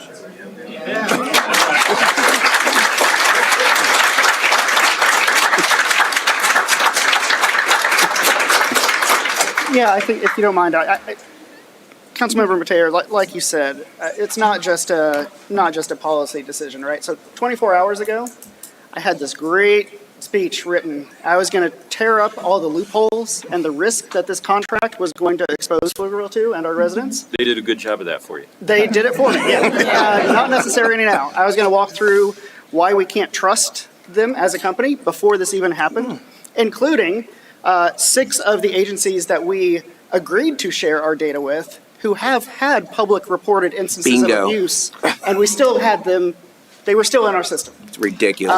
And then beyond that, and the mayor and Rudy mentioned this as well, the enormous public outcry of this. So I'll speak to some of the numbers because I went through this afternoon and I counted. So council and the full mayor, we've gotten over 150 emails from folks in the community. These are all residents. The social media threads have had over 400,000 views, over 2,000 comments, and I can tell you can count on 2 hands how many people were supportive and wanted us to renew that contract. So I cannot think of any other issue that has united. Quite frankly, it's more messaging and comments than we got in our water emergency earlier this year. And I think that tells us. So while I am hurt and pained that this is how it happened, it absolutely needs to and has to happen. And I also want to add on that because we also have video cameras going through the Flock system, we need to get those turned off as well. We need to not pay Flock another penny of our money. We need to cancel all of the other contracts that we have with them. This is just the one for ALPRs, the license plate readers. We need to cancel the one that does our video surveillance cameras and get those out of here. There's plenty of vendors that can provide us a secure, non-shared surveillance camera for the security that we legitimately need in our parks and the library, et cetera. And so I think we've got to take more action than just canceling and not renewing this contract. And to your point, Jonathan, this is what's choosing my words. What's really frustrating about this, and some of y'all weren't here at 5 p.m. We were having a discussion about why y'all don't hear us discuss things online. One of the things that we have to worry about is a walking quorum. So y'all may not hear us because we're worried about getting thrown in jail, as Doug reminded us. Fair, I thought I was talking about the fee that goes with that. But we read and see everything that y'all do. And we appreciate that from there. Not in a surveillance way. I love it. Now we pay attention. Yeah. Now that's a joke as opposed to the improv. I love that. Now, I know many of y'all have asked about legal ramifications, and I just want to assure you that these are discussions that we take seriously, and that just because we're not commenting on them, just because we don't say anything, is because you don't litigate in the public. You go ahead and take the facts, you hire attorneys, and you take care of it that way. But to Jonathan's point, we're not going to let this go. So I wanted to commend Jonathan, as well as a number of people that I see out here that brought this issue to our attention. I was concerned about when I learned about Flock last year, but I didn't know enough about it. So I really appreciate everyone who has advocated on this issue. But my concern is broader than just one tool or one company or one department. We don't know what's going to be considered in the future. But it involved the amount of vehicle location data being collected, how that information can be searched and shared across agencies, what capabilities may be added in the future, and a number of software that we may or may not have in the future. And the civil liberties concerns that residents have raised about a large network of cameras tracking vehicles that are not suspected of any crime. This is also why I've supported a broader citywide data governance policy that we were discussing for high-risk data. We need consistent standards for how sensitive information is collected, accessed, shared, retained, audited, and expanded over time. Because these concerns are not going away just with this one company, with this one software. So I didn't know how things were going to go a couple of weeks ago or this last month. So I pushed hard for revisions in a contract because there's a plan A and a plan B, right? So plan B, we still want the best contract possible. And also improvements to our police department policies because I want to determine whatever we have strong safeguards that can address these concerns. And so things like stronger cybersecurity requirements, SOC 2 audits for data security, retention periods, and additional safeguards, those are important to have in any contract that we have with these types of software. So I just want to thank everyone in the community again, because like it's been said, we may not read every single comment on social media, that would take forever, but I do read, I read as many as I can, but I do want to express appreciation for you taking the time out of your evening with your family and your personal time to come here and advocate in person, because I say this a lot. It's great to comment things on social media, but all 7 of us may not be seeing the same thing or hearing the same thing. If you email us, we all get it. If you come in person, we all hear it. And the more people that have direct communication with raising issues, but also come with solutions too. Maybe we haven't thought about it. Maybe there's a creative way. You know, that's important. And so I'm glad to see you all here. And then I think hopefully coming in the future is a committee of citizens that will help craft, you know, and review and provide suggestions for data governance. And so I encourage any of you out here that have, you know, that are interested in that or have professional experience, we want to hear from you. We want to hear pros and cons of all different suggestions and ideas. So I encourage you, when that opportunity comes available, that you do come forward and apply, because we need you. Sunlight is the best disinfectant. Yep. And the only way you're going to go ahead, because again, you're the product. You are the product here. And the only way you're going to figure out what the hell's going on is by you being involved and joining a committee, a commission that has true oversight, so you as civilians can see what the heck they're looking at here from that. That's the part that, I mean, she said it to you, and we're going to say it to you back right there squarely. A community has the right to decide how it's going to be policed. That is something we say over and over again, and it's flat out true. You've demonstrated tonight how you want to be policed. I personally think that nobody should be using Flock anywhere they go right there, and any community finds out what happened here should go ahead and go from that. So what we need for you folks is to continue to be involved in this stuff, understand the ramifications, hold us accountable for these things, and hold horrible, horrendous companies who are selling your data and selling you out and allowing for horrible things to happen in this country. Yeah, you don't want me to get political, David. Fine, I won't get political. But under a certain administration that's happening right now, we need to go ahead and make sure we watch out just as important what's going on. Sorry, one thing I did want to, I'm sorry, I forgot this, and this is actually really important, is that I have the utmost confidence in our police department and our police officers. Yeah.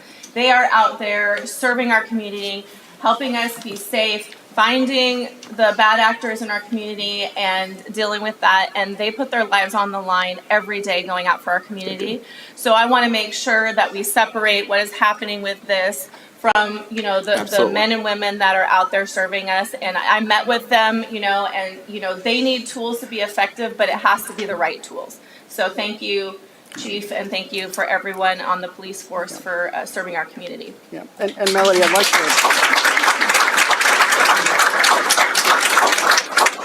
like to build on what you said, and Councilmember Mateo as well, in terms of Sunshine, right? I don't want to gloss over the fact that it was a resident through a open records request that identified this issue. The city gave the data to a resident who did the analysis and found it. So that, I think, to your point, is absolutely why we need actual governance and oversight, including resident oversight. Just have to. It's not optional anymore. Yeah. And I will also say, as soon as I heard about this situation, I contacted the city manager, city attorney, and our chief of police, and they immediately went into action to figure out what was going on. It was within a couple of hours, I think, that they confirmed that it was nothing that we were doing. They contacted the vendor really quickly and have been in communication with all of council as well. So I do want to point that out too, that as soon as there was an issue that we understood had happened, they were on it. And I really appreciate you all for doing that, because it would have been just as easy to wait until tonight or push it off, have more conversations about it, but you took action immediately without any of us having to say much. And we can't be surprised. It's a crap company that does crap things. Not surprised. Stop wearing your hoodie over If I there. could say something, Mayor, please? Yes, Kimberly. Once again, I just want to take this opportunity. I'm sure everyone's already said it, but thank you so much for being here. Thank you. This is actually how advocacy and local government works. Your voice actually makes the difference. And again, I'd like to give a shout out to the city staff as well for taking immediate action on this. I'm so grateful for that. And the idea is that we are building public trust. That's what this is really all about. And so again, thank you all for being here. Continue to come to City Council on second and fourth Tuesdays. We want to hear from you. Thank you. I read all those emails too. Yeah. Chief, did you have something you wanted to say? I'm sorry, you're at the podium, and I want to recognize that I understand this has genuine operational implications for you. This was a tool that saves staff time and effort, and it is no longer available. Can you give us an idea of where we go next? Yes, thank you, Mayor. Appreciate the opportunity to speak in regard to the master service agreement with Flock Safety. I want to highlight that just the advent of technology in the industry that we're in and the day and time we're in is advantageous when it's used properly and effectively, following constitutional guidelines and how we police ourselves and each other. There are times when it's helped us identify and engage someone who's experiencing mental health trauma and they're lost and they don't have their phone. There are technologies out there to help us do that. Identifying people who have burglarized mailboxes and have nearly 90 pieces of personal identifying information from our community going to commit criminal acts. Identifying people that burglarized a GT's distributor store, took guns and altered them, making them assault weapons. So the technologies do assist us in policing. It is paramount that we find solutions to that. It assists us in intercepting a young individual in our community that went to take his own life. And technology helps us find them. We can't miss the advantages of technology. It's how we use it and the companies that we do it with. These are just some of the demonstrated value that technology assists us with in keeping our community safe and looking out for one another. However, over the past several months, we've conducted our due diligence in preparation for the renewing of the city's contract with Flock. We've identified significant issues that have made it difficult to have confidence that our data, the city's data, is protected and that our system configuration, what we set in place, is intact and enforceable. As a result, my confidence in our ability to use a system designed to improve our community and ensure appropriate data tracking and usage controls and enforcement and safeguards are in place has been reduced significantly. Clarity around how we protect community data, uphold expectations of data preservation, and maintain proper security measures is essential. And currently, I do not have that clarity with Flock. At this point, I cannot recommend renewing or creating an MSA with Flock.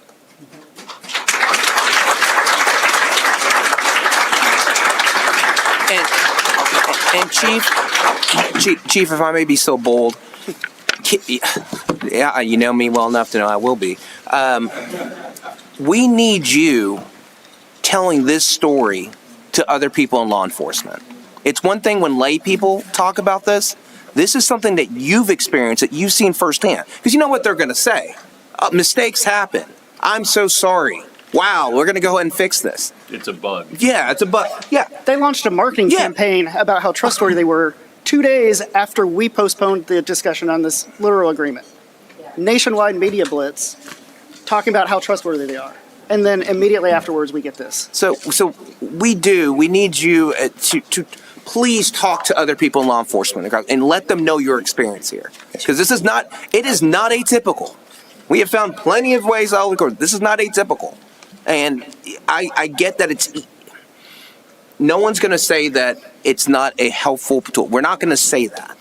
But what we'll say is that when you have a horrible company that is advertising and working for that's preying on people that you can't trust, what the hell, what downward ramifications does it have in law enforcement as a whole regarding community trust? Thank you. I do have a handful of people signed up to speak. I'm sorry, David, do you have comments?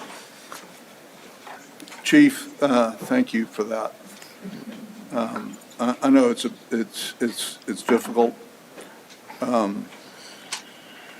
First of all, I want to say democracy goes to those who show up. And I want to thank all of you for showing up. It's very important. Though if you don't show up, you're ruled by the people who do. This is a very important lesson for all of us tonight. I want to amplify something that Councilman Kaufman said. I want to recognize four particular individuals that gave me a lot of information and insight about this. Mr. Alley, Mr. Kreider, Mr. Cohen, Mr. Mitchell. Thank you for the work that all of you did and for spreading the word and spending significant time educating me and other members of the City Council about that. Again, democracy goes to those who show up, and you all showed up. My favorite living economist likes to say that there are no perfect solutions, there are only trade-offs. Who's this living economist? What? Who's this guy? Thomas Sowell. And while there obviously are costs associated with working with this company and their product, and I think we've all heard a lot about that, particularly in the last 24 hours, there are benefits that we are losing when we cut this off. I'm not saying there is a cost-benefit discussion that has to be had. There are lives that have been saved through using this technology. Those people might very well not be alive today, but for this technology. And we will continue to do our best to keep people safe. We have an excellent police department. They're very dedicated.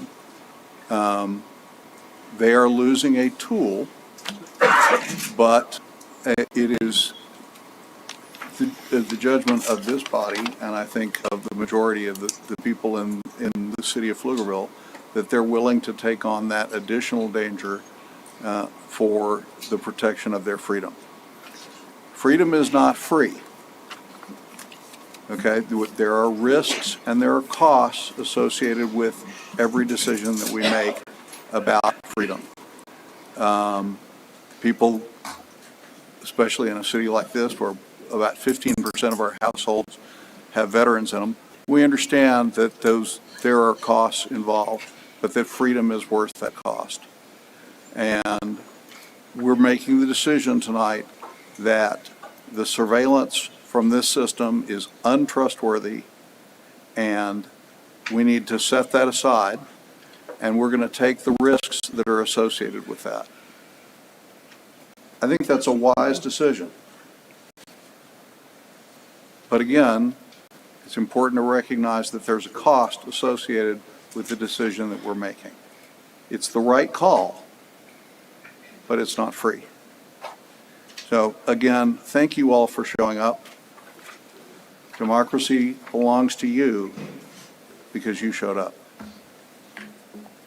Thank you. Thank you, David. Like I said, I've got a handful or a stack of people who are interested in speaking on this item. I will call you up in groups if you want to come forward and form a line over there near the guy in the pink shirt. And if you no longer wish to speak, that's okay too.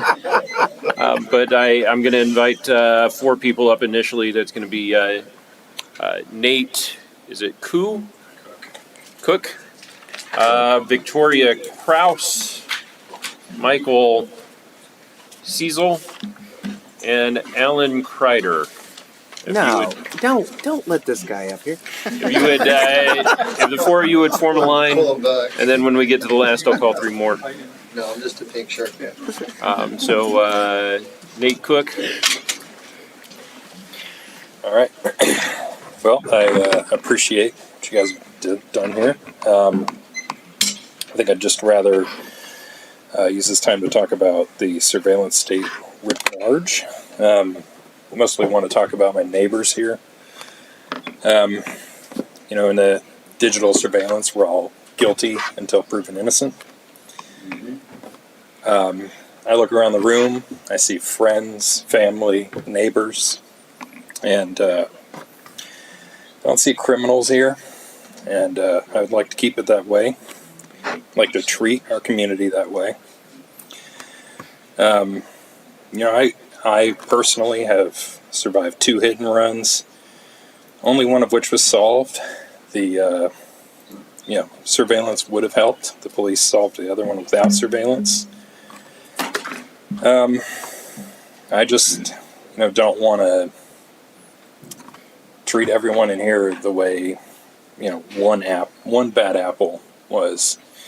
So I don't think we need flack. I don't think we need, I think we need to consider any other tools. We've talked about just one company. I think we need to look at any tools we implement in the future about what we're trading in terms of freedom and in terms of how we're all treated, how we look at each other.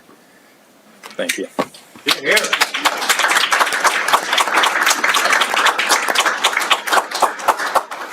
Victoria?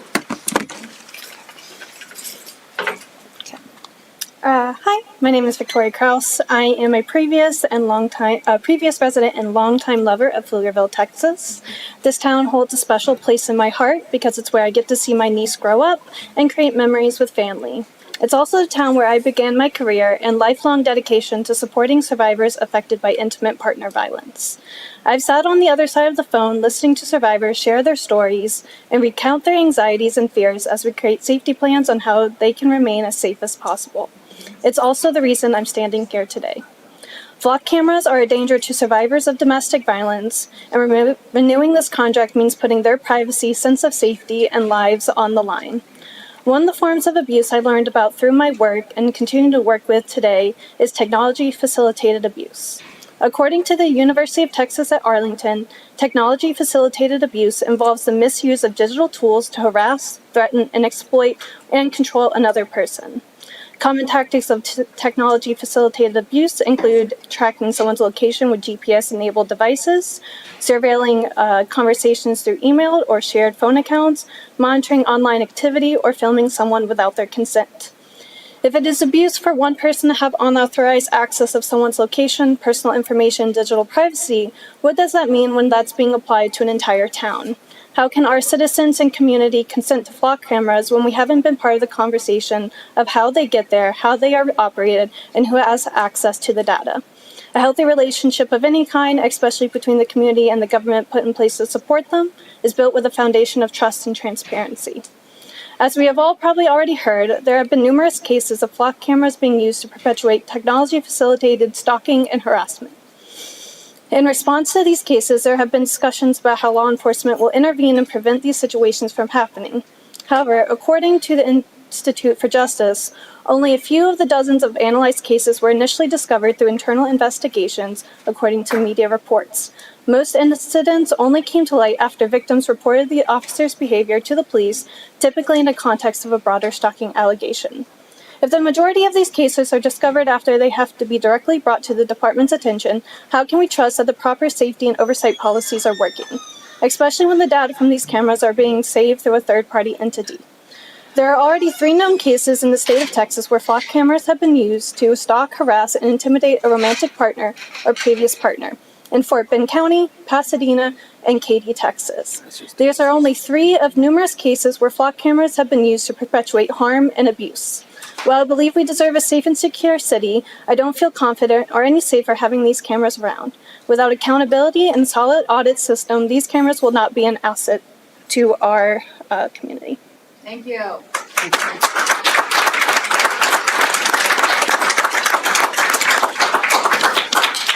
Thank you, Victoria. Michael Siegel. Good evening, Mayor and Council. My name's Michael Siegel. I'm a resident of Austin and a member of the Austin City Council District 7 and represent constituents that border Pflugerville, represent people who attend the Pflugerville ISD schools, And really, on behalf of the city, I want to thank and congratulate Pflugerville for joining us and having a flock-free zone here in Travis County. It means a lot that y'all have taken this step. Like the city of Pflugerville, Austin found a lot of problems with our relationship with flock. For example, they promised us a data retention period of 7 days for all of the city's data. And then after kind of a forensic review of the contract, we found that all of the data was being fed into their machine learning, artificial intelligence system. So, does a machine ever forget? I mean, we know it doesn't, right? And there were significant other problems with how Flock and, frankly, Axon, another ALPR company, negotiated with our city and kind of provided these take-it-or-leave-it contracts that obscured how they were monetizing the people's data for their own billionaire profiteering ends. I know y'all have taken some really strong action to put something on the ballot that's going to fix up, how we analyze in Pflugerville as well as in Austin these types of contracts. And I just wanted to share with you what we learned in Austin and the action we took. We adopted something called the Trust Act in Austin. And the idea here is that cities like ours haven't really stepped up in the information age to understand procurement when you're talking about AI and some of these new tools, right? For example, our Parks Department was buying cameras and didn't realize that these cameras are equipped with surveillance technology, artificial intelligence, and that the data wasn't just being kept by the city, but was being, captured by the company and then sold with their other clients. And so we really do need to reform, municipal governance to understand procurement. And I think this is some of the direction y'all are taking, I understand. But, what the Trust Act in Austin does is make sure that, sophisticated technology experts analyze any surveillance technology that the city has or wants to acquire before that's put into place. And this analysis, results in what we call a surveillance impact report that's made available to the public at least 4 weeks before any technology is deployed, and gives council a chance to take action to reject such tools if the people don't want it. And so I would encourage y'all, happy to share it with any of the council members, but the Trust Act is something that we've modeled after communities in California that are, facing similar threats of surveillance technology. And this is one of the ways we can protect our citizens. But I really want to congratulate y'all on the action you're taking tonight, and thank you for your service.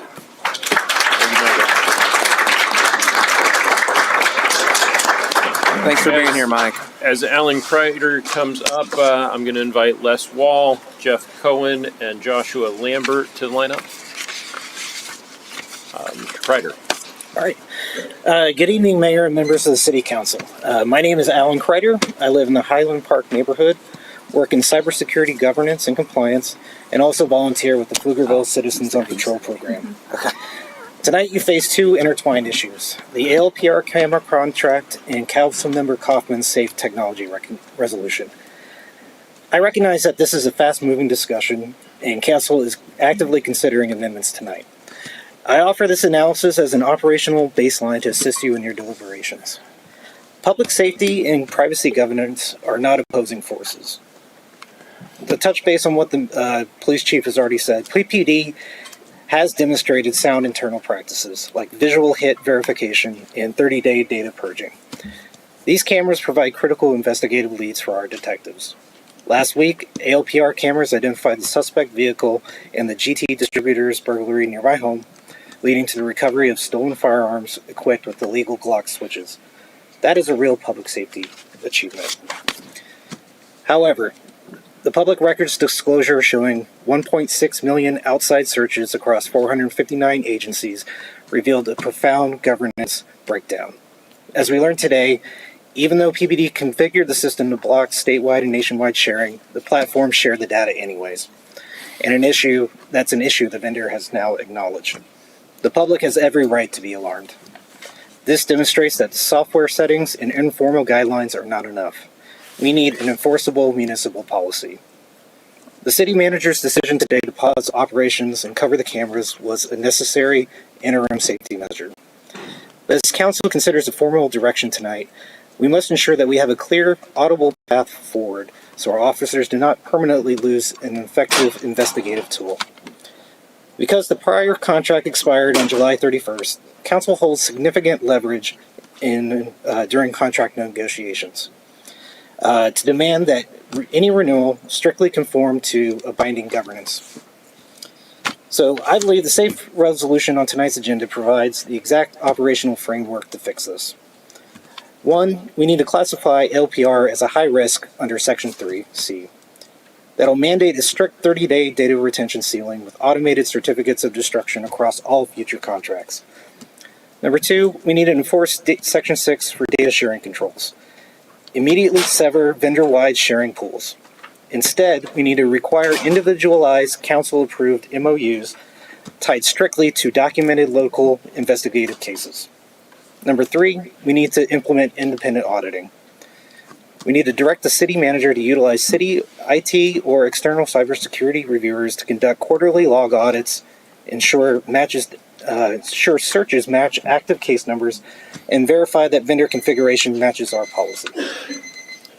And four, we need to require annual governance reporting. We need to mandate an annual public report that tracks verified public safety outcomes.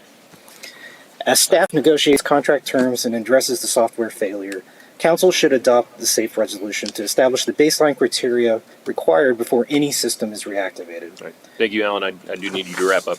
All right. And then basically this ensures that if cameras only return to service with a strict 30-day purge controls, severed external networks, and verified independent audits. All right, thank you. Thank you, sir. Our next speaker is Les Wall. Okay. Well, first off, let me say that what y'all just revealed a few moments ago kind of blows what I've got on here away. But anyway, when I first saw it come on the agenda, the first thing I wrote down is I don't trust them. And that's my first point on here. What do you trust, though, Les? That's a different conversation. From where I stand, when I look at the Constitution and what it gave us, when there's no accusation of a crime, how in blazes can you share all this information?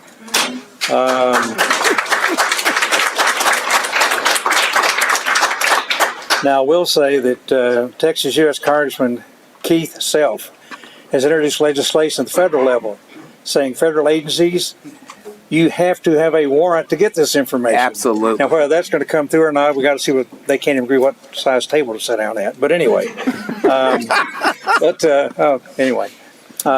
of the concerns I've got now is much like the old saying, fool me once, shame on you, fool me twice, shame on me. Who do we trust to make sure that they won't use this information in ways that we can argue whether it violates rights or not, but in ways that will come back to harm the community and harm the citizens. I don't think it's a money problem, at least for the cities, to decide who they want to go with. It's going to have to be a trust problem. And from the citizen standpoint, from what I understand about the flock contracts, we don't own those things. We're basically leasing them or renting them, if you will. And even after our contracts expire, they can still use that data. They've got it stored. And after I saw this on the agenda, there were some flock reps that started going to news agencies doing little interviews. Again, told my wife don't trust them. But number two, they were saying that they delete everything after 30 days. I don't believe that. I believe they're going to keep that thing perpetuity, and they'll use it whenever they want to whatever benefits them. But I do praise you guys. I think you're making the right decision right now. And do a diligent search for a company that we can trust and use that information. So I do thank you for your time. Thanks, guys. Dr. Cohen. First off, I'd like to thank the mayor for demanding that the flock cameras be covered, because it's obvious that the citizens don't want them. This turnout shows that we don't want them. Nobody trusts flock. And it's not just flock, it's the whole idea of license plate readers. Without a warrant, they shouldn't be allowed. And before this council would approve a contract with any other agency or any other company wanting to install license plate readers, I think the council would be obligated to ask the citizens to vote, to approve them. And if the citizens don't want it, then we'll live without them. I think that's just the only moral thing for our elected representatives to do. And I know you also mentioned a committee for in the future to, if there's ever something with, approving new ones or some other technology. I volunteer. Thank you. Thank you. All right. Alan said two. Yeah. All right.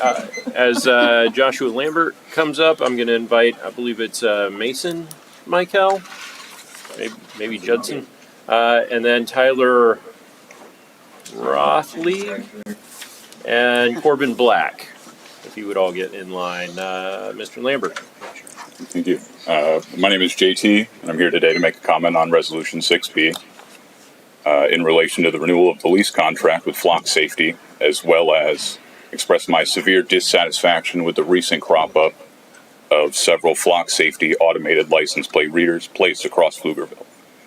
These cameras, whose cost was supplemented originally by a grant, are aggressively marketed by Flock as a boon to public safety with inflated crime resolution statistics, when the actual efficacy is significantly lower. One argument commonly seen in favor of having this surveillance dragnet is, if I have nothing to hide, Flock and other forms of AI surveillance do not affect me. Worst argument ever. But you do not decide what may be suspicious tomorrow.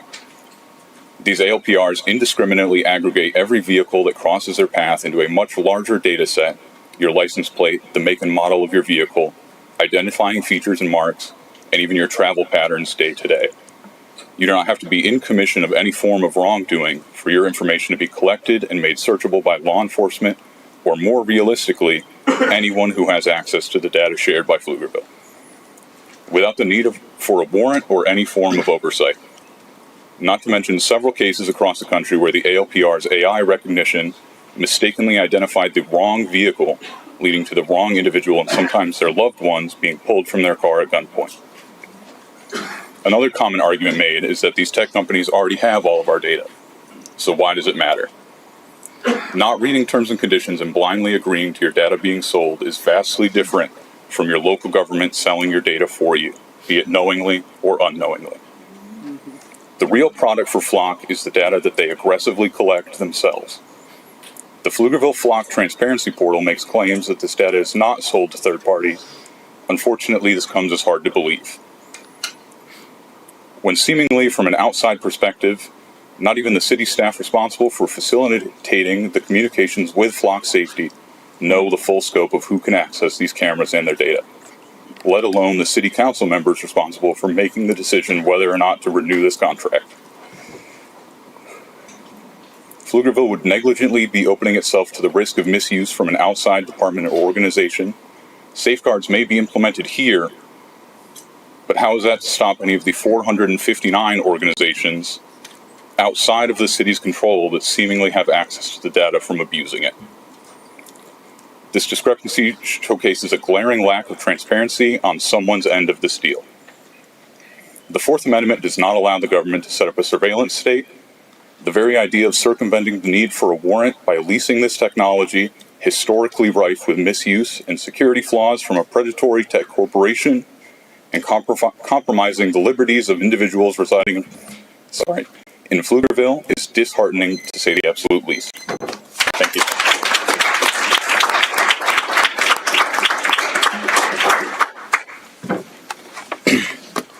City Council, Mayor. A lot has been said already about how I feel about these cameras and this kind of technology. I believe any privately owned network of always-on cameras and listening devices will create some sort of dystopian panopticon, and I have serious concerns involving the use of any cameras like that to police our community. Technology is rapidly changing our relationships with one another and our communities. You could argue whether or not that's a good thing, but what has been proven over time is that power tends to corrupt, and absolute power corrupts absolutely. As is now apparent from this recent audit we've all read, this invasive, powerful, and yet ineffective surveillance technology cannot be trusted. It is flawed, it is dangerous. History tells us that once a system or infrastructure is put in place, it proves difficult to uproot. The longer it stays in place, the more likely it would become a system we rely on to maintain our baseline, the more likely the infrastructure will be utilized in lieu of building something new or something better custom to our community. and it will just permanently alter the way and the manner in which we live, in which we work, as we're constantly being under surveilled. Technology system and those who oversee them change over time. The police chief is great. Without a doubt, there's going to be new police chiefs. And also, without a doubt, any company that comes in with this kind of hardware is going to be adding more features, OTA or over the air, and adding more or different, more invasive privacy invading features over time. Mission creep is just really built into this company's roadmap, all these companies' roadmaps, actually. And for instance, last week, residents of Northern Virginia found themselves crept on. They found themselves literally policed by flock cameras, acting in lieu of traffic officers and getting citations for violations of basic traffic rules, like stop signs and yellow lights.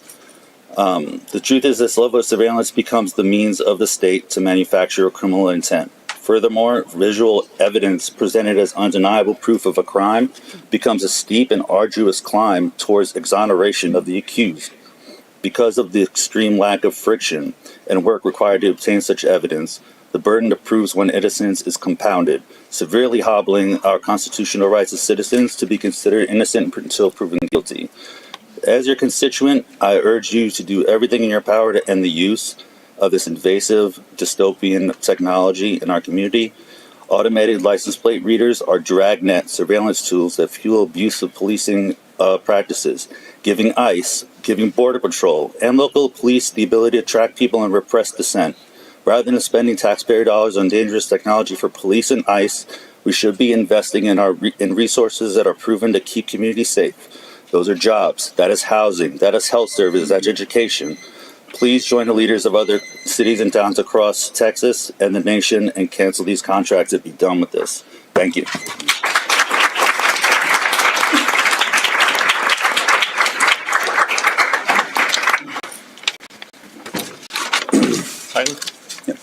Thank you, Council.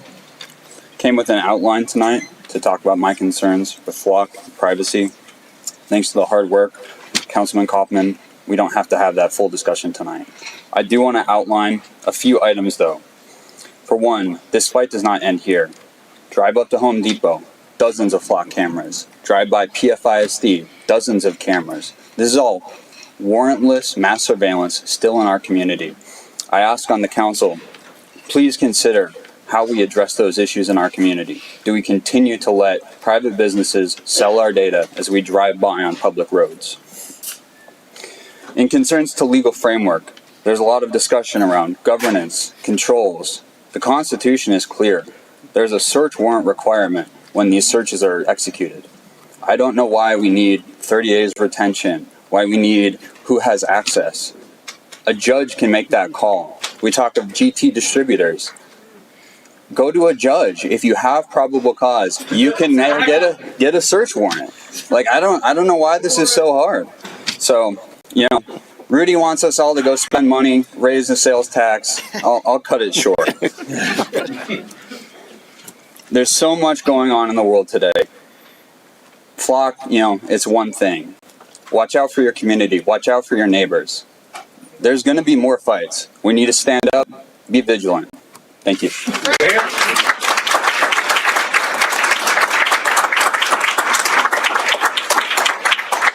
Corbin, as you come up, I'm going to call also Trent Barlow, Jim McDonald, and April.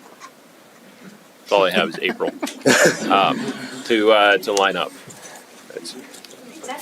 All right, Council, Mayor. I haven't seen this much unity in the room in close to a decade, it feels, but it seems like we all finally agree we don't like flock. Just to say, growing up, the concept of a permanent record used to be the boogeyman we would scare little children in grade school with, and now flock has made it a business model. And I keep hearing automated license plate readers. Let's be very clear. They are doing much more than reading license plates. They're picking up on Bluetooth, your phone, your watches. Even as you drive by in your car that's connected to your phone, they're picking up on it. So even though they're black bagged, every one of the flocks is still collecting data on us. And in intimate data from watches, from headphones.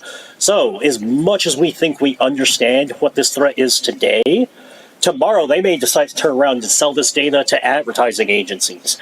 And if we know anything about advertising agencies, it's that they got a lot of money, deep pockets, and they do not let up. And they will buy every bit of this data and absolutely monopolize it.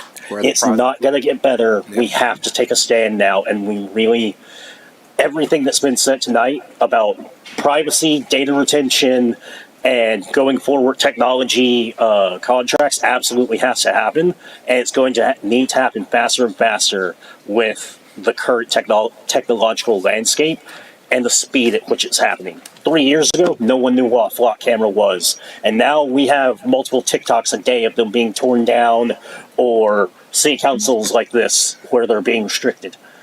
Thank you.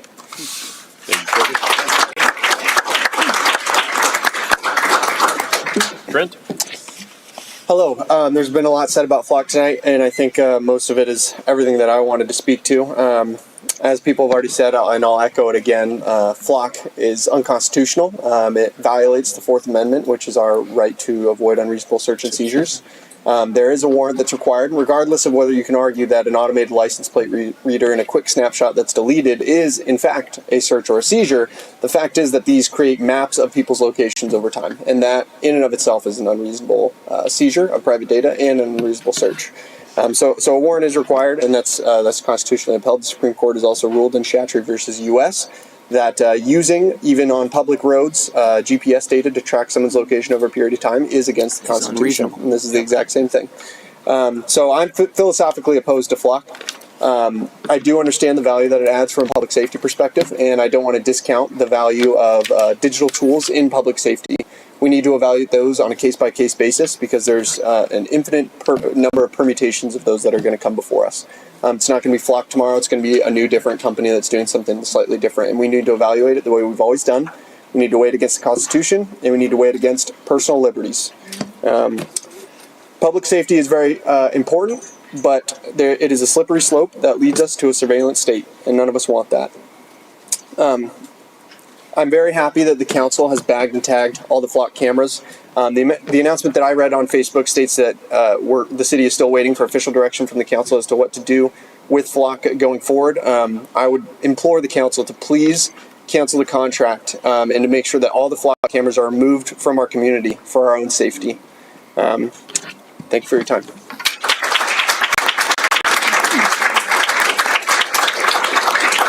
James, did you feel like you got direction from council? Jim is next. I'm next. Jim is next. Hi, Jim McDonald. I'm not an attorney, but I've played one on TV before. Sat next to a couple of fine attorneys, so it rubbed off on me. But just brief history, April 2026, Oshkosh, Wisconsin. You can look it up. Council members and Oshkosh Police Department reversed course after discovering the Flock representative made inaccurate claims during an open meeting regarding whether their automated license plate readers could generate tracking heat maps. Apparently, Chief of Police went back to his office and did exactly that. To borrow from David there, Thomas Sowell talks about gains and cost. The gain, of course, of an ALPR is high-tech tools can deter regional crime networks moving between cities. The cost, of course, misleading statements from vendors destroy trust, causing public backlash that can paralyze city council operations. I'm going to talk a little bit about three causes, again, my attorney role, three causes of breach of contract, and misfeasance, nonfeasance, and malfeasance. These are also the three ways that you can tell a lie. Nonfeasance is knowing a truth but not telling it when you're supposed to. So for instance, if there is a software switch that I click that says turn off data visibility outside my network, and I know that switch is broken and I don't tell you, that is a clear case of nonfeasance, which is one of the more difficult legal terms to prove. Misfeasance is saying that you're going to fix something, saying you're going to take an action, but doing it in a poor way. So in other words, we're aware of this vulnerability with our system and we're taking every possible step to address it. How long has this vulnerability persisted and how long is the next patch going to be deployed to actually cure it? Malfeasance, the one that we're all talking about, that's the one. Did you take the cookie? And I have crumbs on my face and I say, no, I didn't take the cookie. That is telling an overt lie. And I think time and time again that we have seen Flock tell over egregious lies. Now, breach of contract in this case may mean nothing other than simply canceling the contract. I don't think there's any punitive terms within the contracts. I'm sure Flock was careful not to put it in there. However, given the numerous cases that we're seeing nationwide with all these cities, to me, this seems like a perfect landscape for a class action lawsuit in which damages can be assessed and awarded. Thank you very much for your time, Councilman. Thank you for your question.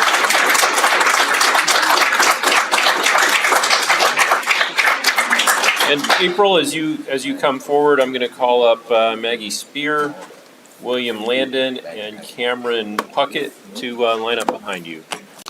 Did I really not give you my last name? Like, was I distracted when I filled that? Look at me go. Okay, sorry. So my name is April Sassani. Good evening. My comments tonight are my own as an individual resident of Pflugerville. I ask you to immediately end any formal relationship with Flock tonight. I understand you can do that with the ALPRs, and then, of course, the additional ask is that you pursue in your very next agenda any termination for any further agreements that you might have. And then I also ask you to adopt item 6C with an emphasis on creating pathways for residents to meaningfully impact these standards. As a mom of a toddler, I'm deeply concerned about the data that's being so casually collected on my family in the only place that my 2-year-old daughter has ever called home. As an advocate for women, children, and all survivors of abuse, I am deeply concerned about the harm that can be done and has been done when this data is in the wrong hands.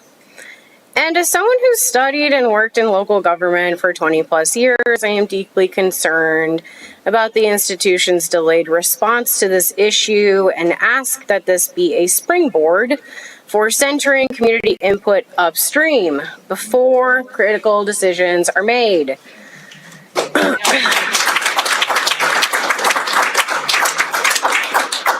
The decision to cover the cameras late today was the right one, but it's not lost on many of us that it wouldn't have happened without community advocacy. This was a fantastic public meeting theater this evening, but a lot of us and a lot of those that in the room have been speaking with you all about this issue for some time, right? It's not like we just learned this week that Flock is evil. You just learned that the public cares so much that Flock is evil, right?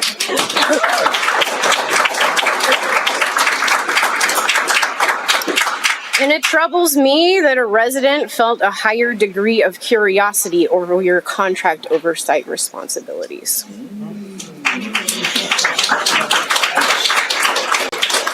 On a national scale, many of us are looking at our neighbors and our loved ones, wishing they could find the humility to say they were duped. I'd ask those of you on this council and this administration that are still in support of this technology, though it seems we have some consensus, to reflect on if you may have been similarly duped. And even if you have, maybe it's time to publicly declare that, right? Yeah. So again, I ask you to immediately end any formal relationship with Flock tonight, and I ask you to adopt item 6C with an emphasis on creating pathways for residents to meaningfully impact these future standards. I'll leave you with this. My life as a public servant fundamentally changed when I no longer saw myself as the expert, but as a steward and an accountable gatekeeper.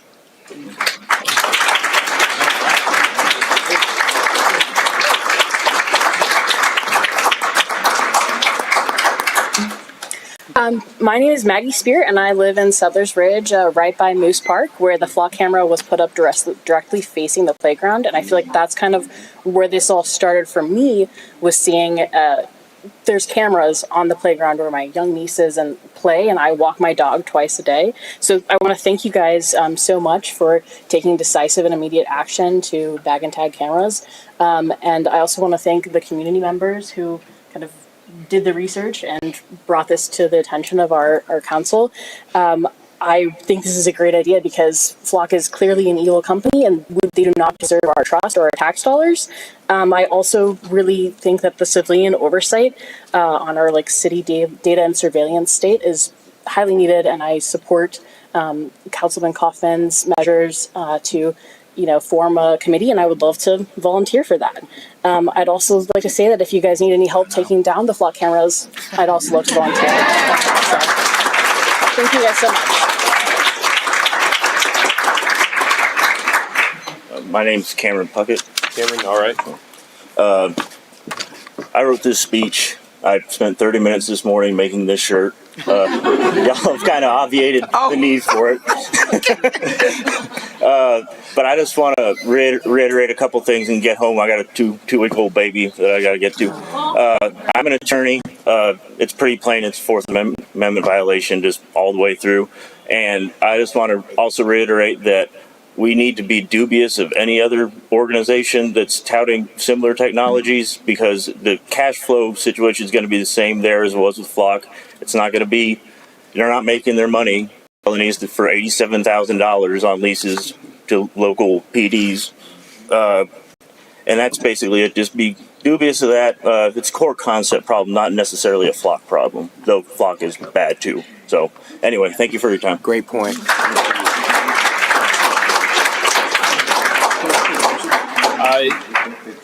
You are William Landon? Yeah, I'm William Landon. As you're getting ready, I'm going to call forward Samantha Birdwell, Scott Mosier, and Dana Ajurin.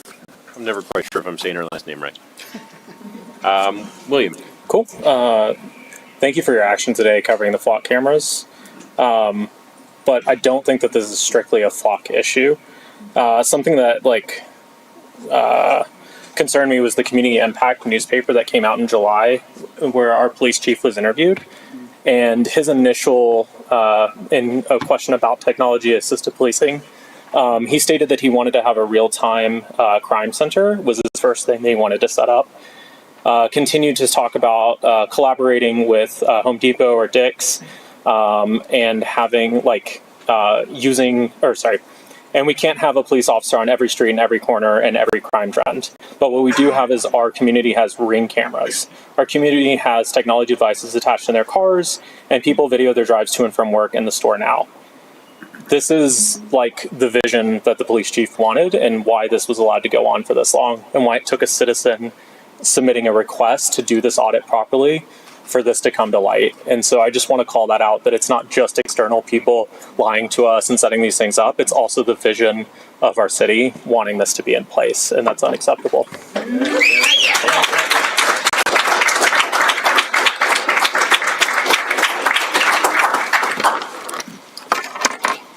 Good evening, Mayor and City Council members. My name is Samantha Birdwell, and I'm here tonight as a Pflugerville resident who supports public safety, but I also believe that protecting our community does not require us to sacrifice our privacy and civil liberties. I'm asking this council to carefully consider the flock camera system before moving forward. I reviewed the city's safe technology resolution, and I believe it is directly relevant to what we are discussing tonight.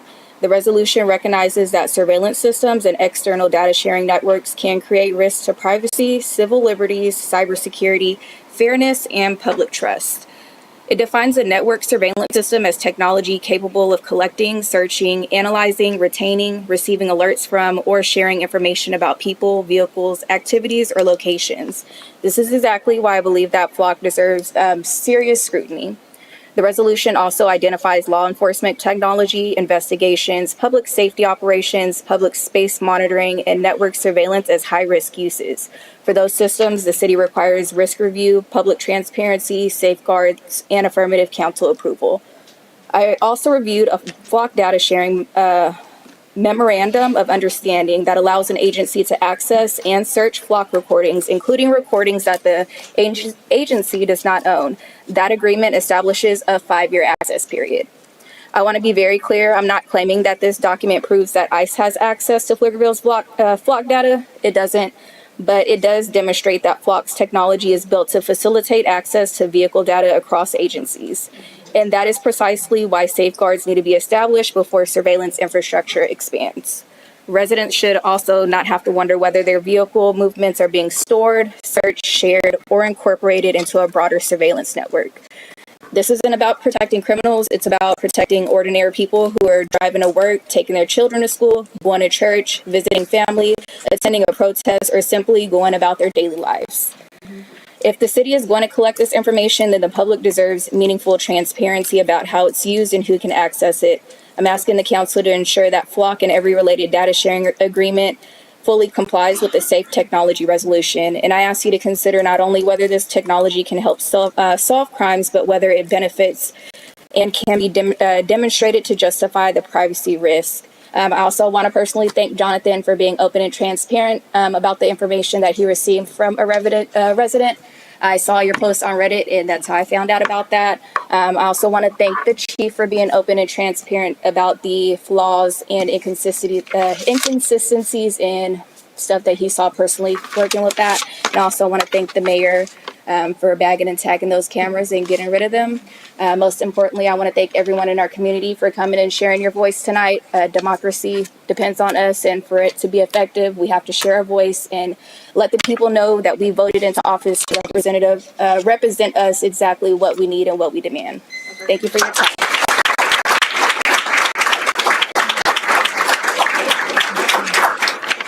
Scott, I think you've got a unique perspective to share with us. Good evening, Council. My name is Scott Moser.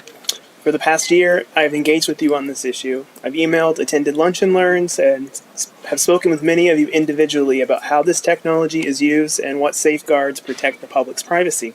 I had to rewrite this 3 times today as this evolved. So, despite sometimes feeling like context was missing, I had trust in what staff communicated to Council and the public. That trust has been broken in a way that leaves me stunned. A resident, our neighbor Sam over here, filed a public information request for the Flock Network audit log, the record of every search run by users outside Pflugerville PD. The numbers are worse than any of us imagined. Over the last 6 months, outside agencies searched Pflugerville's camera data over 1.5 million times. Nearly 9,000 searches a day from 459 different agencies, including agencies across the state, out-of-state agencies, private police departments with no elected oversight, and hundreds of searches tied to federal agencies we were assured did not have access. Staff told this council in meetings that I attended that sharing was limited to a defined list of roughly 80 agencies, which I thought was too much. The logs show that is not what has happened. In my personal experience with Chief Richards and Lieutenant Summers, they've always been straight with me, and I don't think they'd knowingly mislead us. But what I do know is that this is a violation of this scale occurred for at least 6 months, and no one in the city caught it. The governance and oversight of surveillance technology is insufficient, and this is a glaring example of it. I'm asking this council to vote no on renewing this contract. I was going to ask that the city manager be directed to cover the camera, so kudos for that, and open an independent investigation into how this went undetected for at least 6 months. But the vote tonight isn't really the whole question. The real question is how this council and city earn back the public's trust, because right now, I don't think you have it. That's going to take more than one vote. It's going to take the kind of governance and oversight that catches the next problem before a resident has to file a records request to find it. Thank you.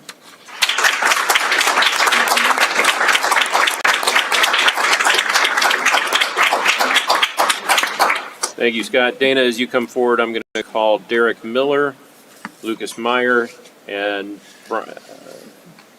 Brian Boyd to line up behind you. Thank you, Dana. All right, good evening. My name is Dana. As a citizen and resident of the city of Pflugerville, I am here to oppose the renewal of the Flock contract. There is insufficient safeguards of our data, while Flock continues to profit off of it. For reference, their valuation has more than doubled.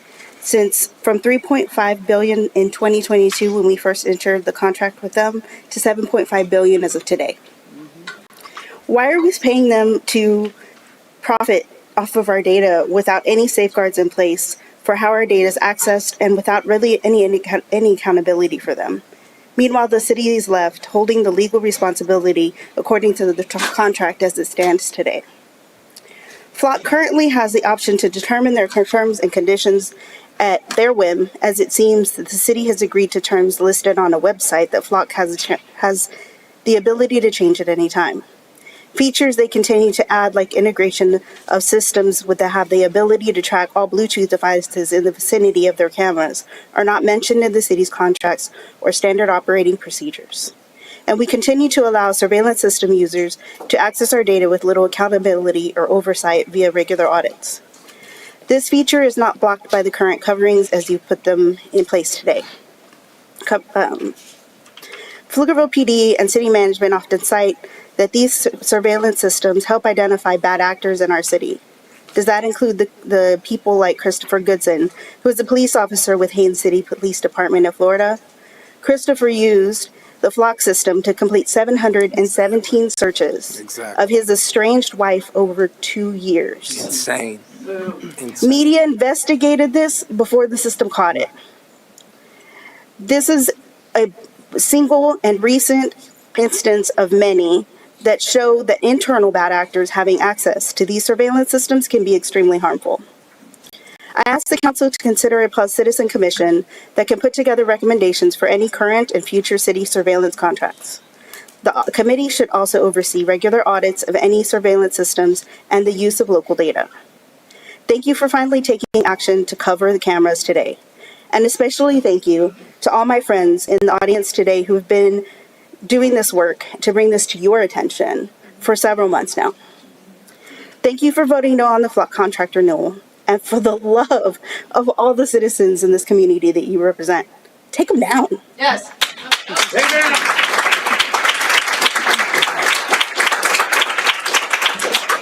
If you don't mind, I want to mention something that Dana touched on just for context. So the contract, the default contract that Flock is offering every single city and agency across the country includes a link to their website, to their privacy policy that says things like their deletion policies, how long they keep things, some of the sharing. So things that are material to the contract, they can change at any time without notification. It literally says we recommend our customers come read this periodically. That's no way to have a contract. So for the lawyers in a room who learned 4 corners of a contract is the contract, that's not the case here. Yeah. It's just utter crap. Go ahead. Thank you. Thank you, Mr. Miller. Yes. My name is Derek Miller. I'm a Pflugerville resident. I'd like to start by saying I applaud the immediate actions taken by the council to deactivate these systems, given yesterday's findings. As a 17-year professional in the government data privacy, data security, and data integrity space, I can tell you internal audits rarely find any fraud going on internally. The vast majority of fraud and incidents are discovered by whistleblowers outside of the organizations, like the digging that was done by community members yesterday and lead up to yesterday. I wanted to come and put myself on the record as being opposed to Flock and any of its peer companies. This entire industry all have the same products, processes, profit incentives, and motives for defrauding the public and their clients. A classic concept in fraud investigation is the fraud triangle, which states fraud will occur when at least two of 3 factors are present: the open opportunity, the perpetrator's capability, and the perpetrator's rationale to act upon those. Flock and its mass surveillance industry peers have all 3 by design. It is the stated objective and business model for all companies in this space. I recognize there are upsides to it that it brings to the job of policing. However, there are other helpful tools that can be explored.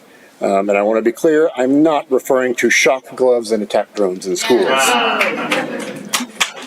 And further, I would posit, this is not a reflection on our police department, but I would posit that any police department that says that they are ineffective and unable to do their job without these Flock cameras and such mass surveillance tools are by nature incompetent, and that maybe a recalibration of their internal processes is needed rather than hoping and relying on a monkey's paw of a magic bullet. I again applaud the comments of the council at the open and appreciate the chief's staunch support of our community. And I appreciate also the council taking the time to put all of our dissent to these systems on the official record, as not every city across our nation has given its citizens the same courtesy. Wow. Thank you.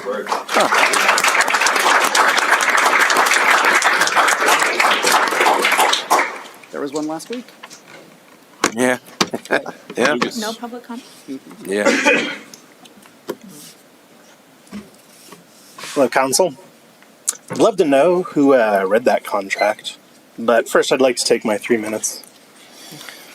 Well, I mean before it was signed and approved.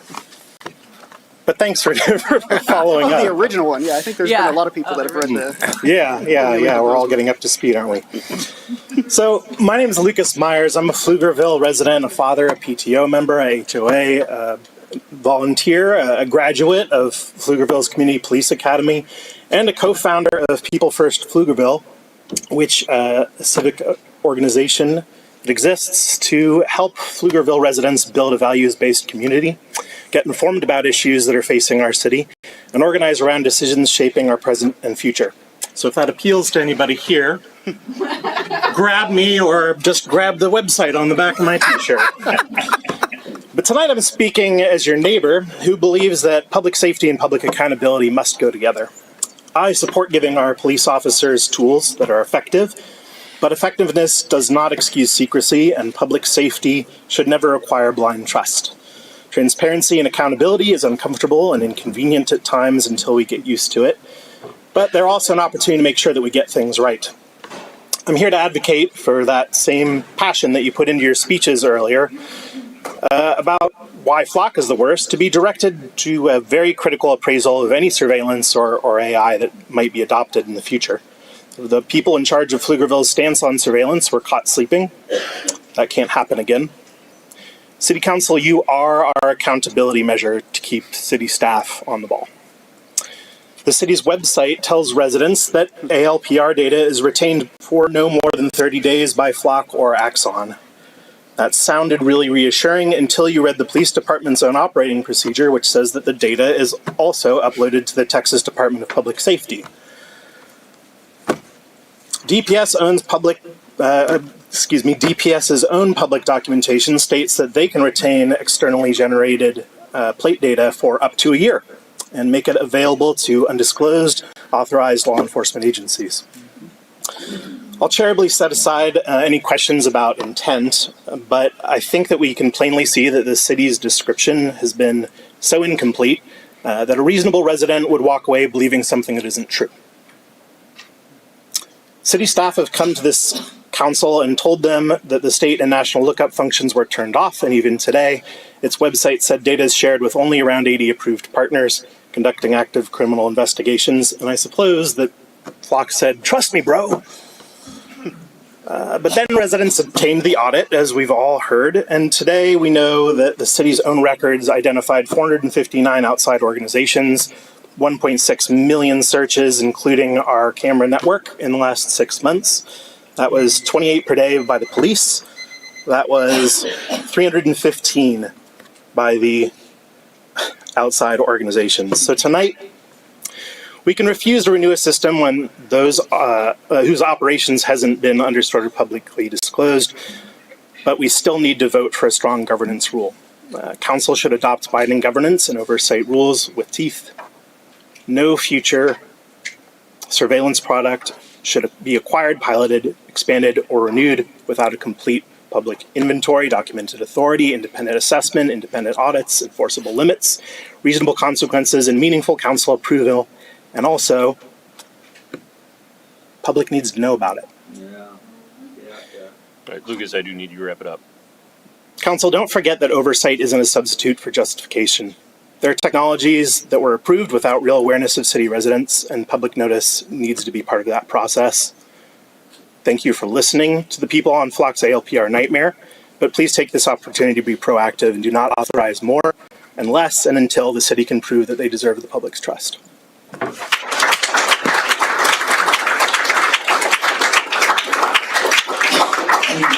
Brian, as you come up, I'm going to invite, I believe it's Jan Everett, Colin Seaman, and Catherine H. Waddy line up behind. Brian Boyd? Yep. Hello, my name is Brian Boyd, and I've been a Pflugerville resident for 10 years. Admittedly, this is my first council meeting, but I felt this issue was too important to ignore. I had a speech written, but since the council does not appear to need more convincing, I just wanted to mention a few things. First, I'd like to thank Councilman Kaufman for his clear communication and focus on the matter. Your updates have been extremely valuable and they're greatly appreciated. One thing that Councilman Kaufman has been bringing up for a long time is expressing the importance of AI data laws. I'm really curious why these data laws were not in place before this contract was signed, and why they continue to be ignored and not become a priority for what's happening now. I would really implore the council to research these high-risk AI contracts more in the future. I would also like to say, as someone mentioned about Home Depots and other local businesses in the area, local MUDs and HOAs may also need to hear this from you guys and hear what happened in Pflugerville to implore them to also take down their flock cameras. A few final things. I would like to mention that based on data I found, the police budget has increased to $21.3 million this year, which is a 21% increase in the past 2 years. While they may have used flock to help, I would really like for them to see them do more on-the-ground policing to keep our community safe and not rely on mass surveillance. Finally, I would just like to say that I would love to see a black bag over the ICE concentration camp down the street next. That's right.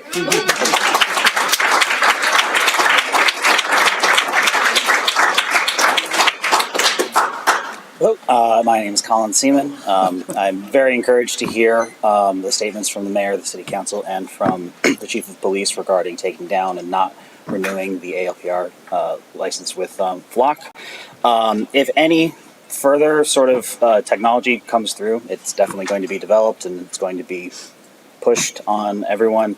It's really important that the city council have tools in place, like really strict governance rules, to make sure that anything that we do sign up for, we fully understand the implications of that based on our Fourth Amendment rights and other things that my neighbors have mentioned.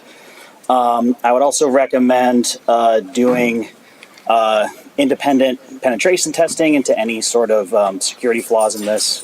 There's a lot of technology packed into these cameras that can be accessed by things that you build at home. So even if someone doesn't have access to it through a license, like a member of the police department, someone outside of that could access the system and use it for to do harm. So very encouraged by what I'm hearing today, and going to be continuing to be involved in this discussion. Thank you.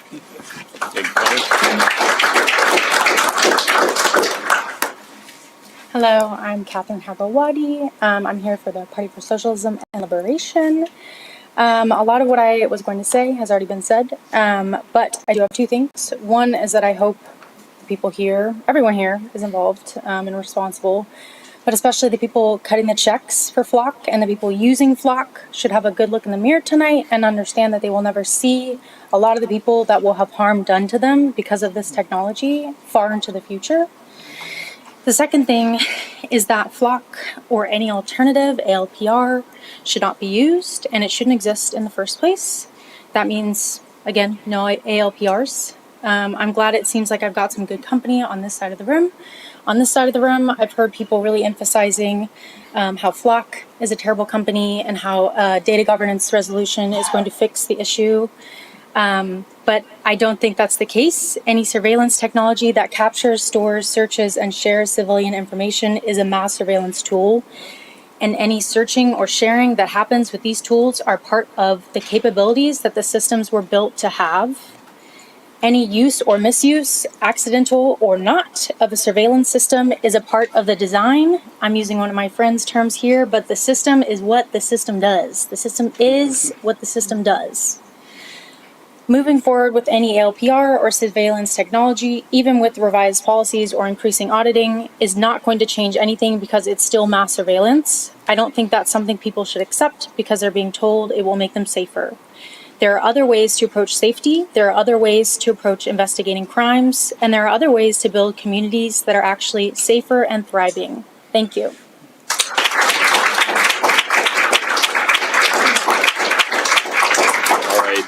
Did I have a Jan or John Everett? I'm going to call up another three.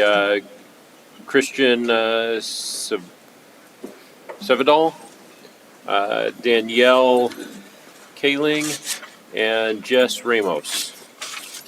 If you would line up. Hello, my name is Christian. I am with the Party of Socialism and Liberation as well. I am cursed to always be a satellite person of Pflugerville, but always privileged to come here. bring my children to the local parks, meet my friends throughout everything on Pecan Street, grab coffee, all those great things. What is discouraging to hear right now is there is a consistent conversation about pointing this towards Flock. Luckily, I have heard other people here who have kind of said differently. However, Flock is not the main issue. It is surveillance and it's over-policing. These are the issues that affect our communities. It has already been told to you, plus there's been plenty of news across the nation, or specifically in Texas as well, of showing how police officers and cops have used this tool in a way that has breached people's safety and their rights.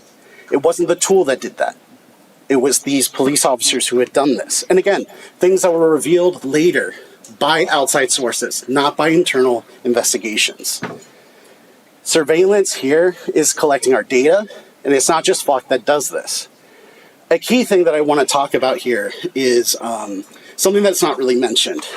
A lot of this tech comes from places where it's used to over-surveil people, oppress them, and cause even death. We see this as being used and tested on Palestinians way across the world, brought back here. How it's used, and again, shown that agencies can't access this data, how ICE has been using this to kidnap our neighbors, to kidnap our family members, kidnap our friends.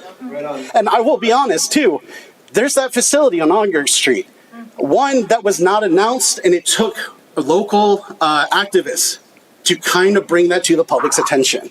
Much like the information that is now showing how Flock has, as other people would say, duped this particular city council. The issue is over surveillance. The issue is over policing. So when you are deciding this, it is not just about who do we go to instead of Flock. It is we need Flock out of here. We need Clearview out of here. We need AI out of here. And we need mass surveillance out of Pflugerville, period. Thank you.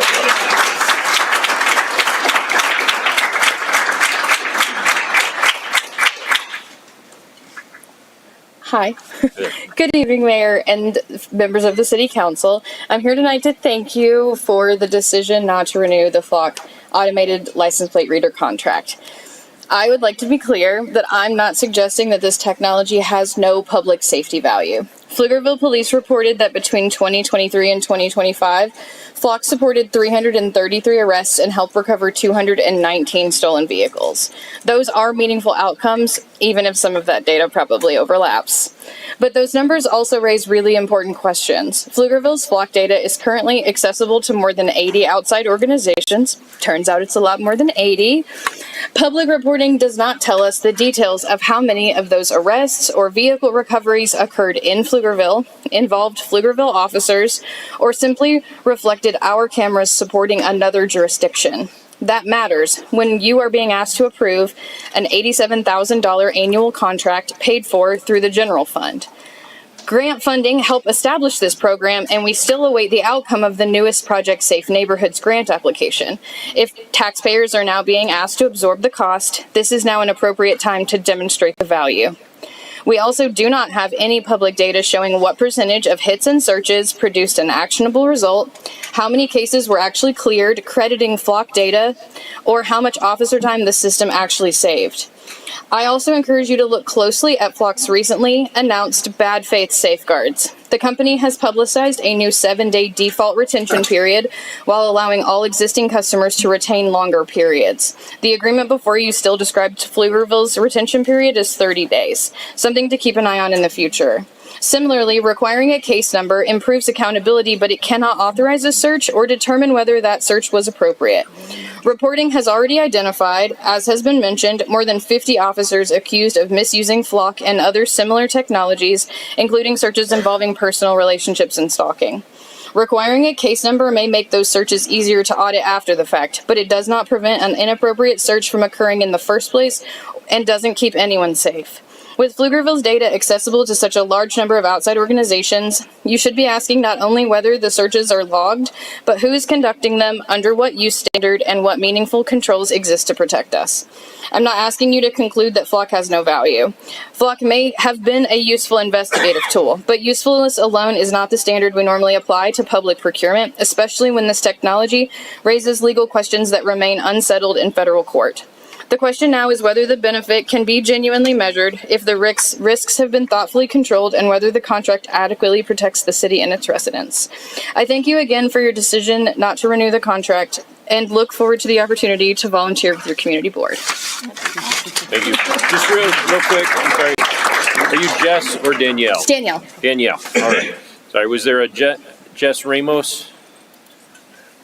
All right. Next, I've got Jennifer Barnes. Mike Siegel. I thought you already spoke. Yeah. It's my fault. Paul Lewandowski. And let's go ahead and get Doc Casey in line. Jennifer.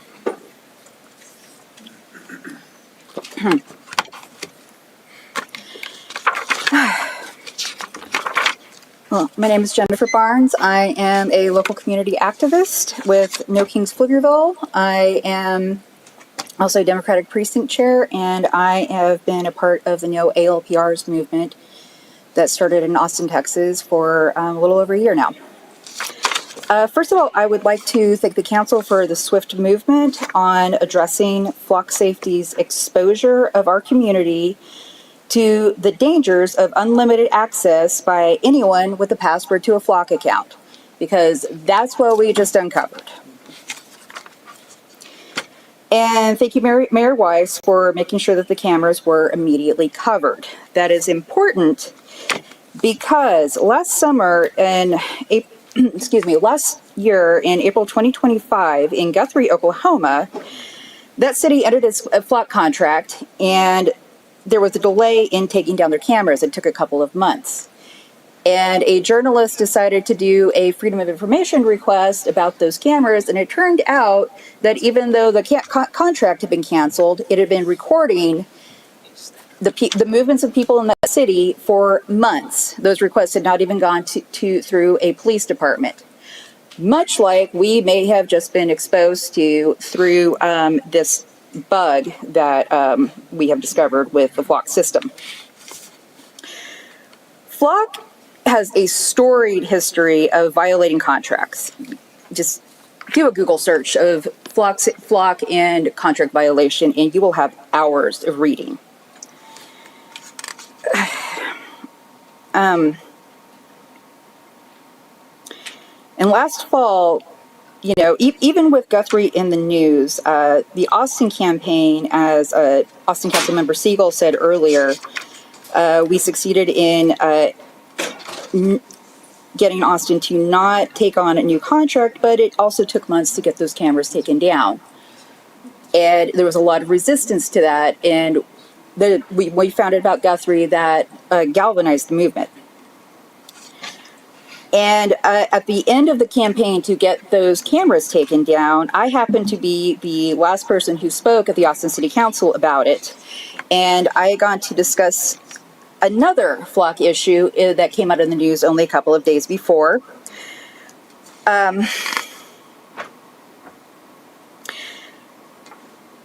Flock didn't have basic tech security measures on any of its accounts. Not even sending a code to your phone or an email. You could share a password with anyone. My Netflix account cares more about who logs in. And because it was so easy, passwords were being shared between departments. Feel free to wrap up your thoughts. All right. Russian hacking forums were selling passwords that were easy to access. Anyone could access them.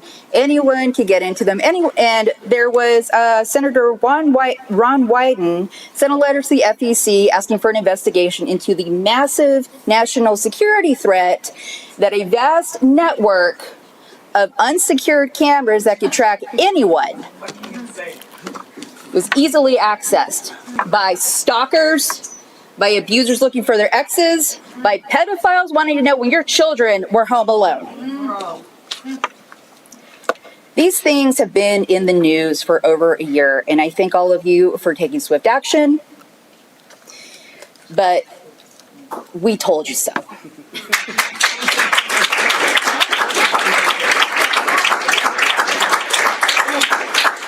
Thank you, Jennifer.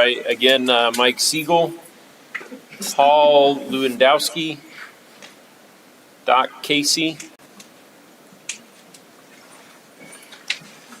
and up next behind him, Lauren Rangel and Brandon. I'm going to go with D. Maybe triangle. It's D. It's D. Hi guys, my name is Doc Casey. I live just down the road here. I've been paying attention to you guys for about the last 2 years and some change. I've been a little bit upset. Particularly, let's go ahead and start with Flock. This issue is something that has been going on since basically the dawn of time in surveillance. Let's go ahead and talk about aerial surveillance, because I came from El Paso, which is the borderland, so we deal a lot with surveillance over there. No, I was not raised there. I was not raised here in Pflugerville. I was actually raised in a little bitty town north of here. And so I too am not from Pflugerville, like our mayor. I understand he's from Plano, of which, thank you for a little bit of what you've done here, specifically with the water issue. I know we've talked about that a lot in the past. When we go back to this surveillance, particularly we need to look at this as a golden apple of discord, that we're just sitting there dangling, not only just to our constituents, but our police officers down there. And no, it is not fair to them to sit there and say that, you know, they're always going to sit there and abuse this power.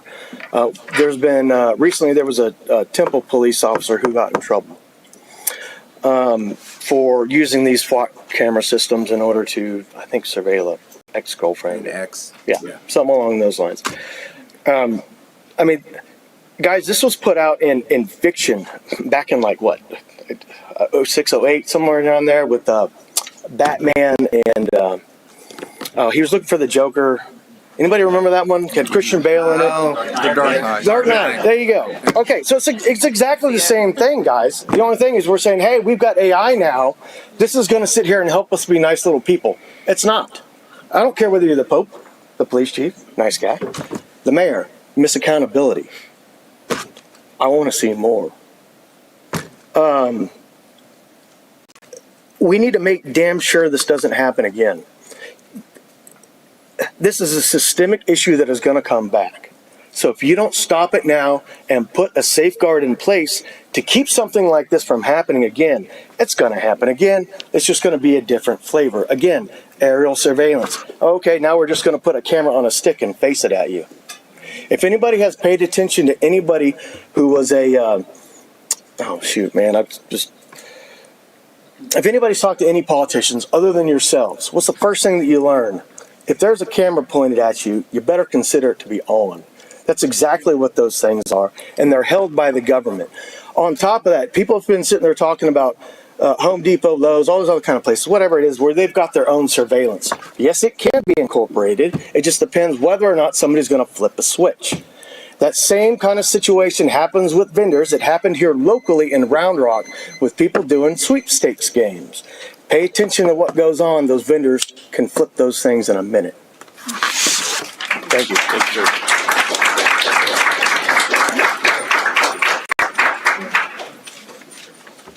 Lauren? Hello. Good evening. My name is Lauren Donhel, and I've lived in Pflugerville for about 4 years. I initially came here tonight to urge the City Council to immediately shut off, physically cover, and remove all flock cameras, including ALPRs and video surveillance cameras, take the system offline, and cancel our contract with Flock. I applaud you for the commitments that you have made tonight. But now I also implore you, the Council, not to move forward with any similar network surveillance and data sharing contract here thereafter. I'm deeply concerned about the proliferation of mass surveillance technology across our state in particular. Existing Flock devices seemingly innocuously recording our community members as we go to the grocery store, take our children to the park, and go to work can and have been misused, as we have discussed tonight. To know that the system was engaging in statewide and national sharing outside of the city's agreement without community knowledge or consent only confirms the concerns that I came here with tonight. That brings me to my next point. Cameras don't prevent crime. They are reactionary at best. I too want a safe city, and diverting these funds from mass surveillance towards community needs that could support initiatives that actually advance community well-being and safety of our community are paramount. These systems are not infallible. According to the Institute of Justice, dozens of innocent motorists have been pulled over, detained at gunpoint, or jailed because of errors involving automated license plate reader technology. As someone who got their passport this year out of concerns for being profiled as being an undocumented immigrant, I am just deeply concerned about the use of this technology. Beyond the blatant violation of our Fourth Amendment rights already presented by Flock, in a time when our state legislature has previously put forth legislation to criminalize citizens exercising our First Amendment rights to free speech and peaceable assembly like people did outside today. When residents fear racial profiling and wrongful incarceration in ICE detention, and when our bodily autonomy to seek various types of medical care has already been restricted, having any such contract threatens our residents. I do not want Pflugerville's contracts or dollars to render us complicit in the large-scale surveillance of our neighbors. We should be investing in people, not building infrastructure that can track and harm them. In addition to bagging, tagging, and removing flock cameras and canceling the contract that make many people in the community like me feel unsafe, I urge the council to not replace it with another mass surveillance system. Thank you. Thank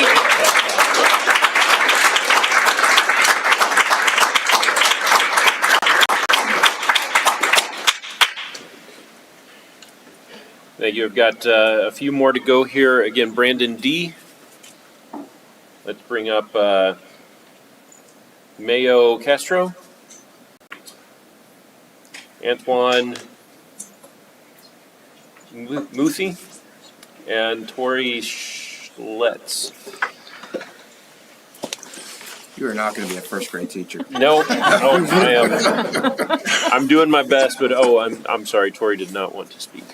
I'm doing my best. I didn't bring my reading glasses tonight. I'm sorry. Can you give me your name? That's fine. Majo Castro. I didn't do you a favor tonight. Maria Jose Castro. Hi, everybody. My name is Maria Castro. I'm a Pflugerville resident. I'm also a technology lawyer. I work in the intersection of cybersecurity, privacy, and AI implementation. And even though a lot of people think that privacy is dead, in my belief, privacy is as dead as democracy is whenever we do nothing. So it is really important that we are here today speaking our voices, and I really thank to Council Jonathan for the efforts that you've been moving along. I'm here to support them. I'm all for AI governance in our city, highly important.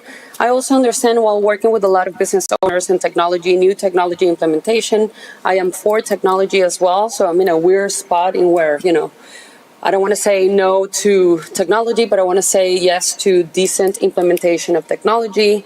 I'm a resident here as well. I was highly concerned to see the flog issues. And besides praising everybody here today for the efforts of removing the flog systems out of our city, I want to ask an open question. I am highly concerned of what the people who approved the contract in the first place was drinking the day that y'all approved the contract, maybe 2-3 years ago.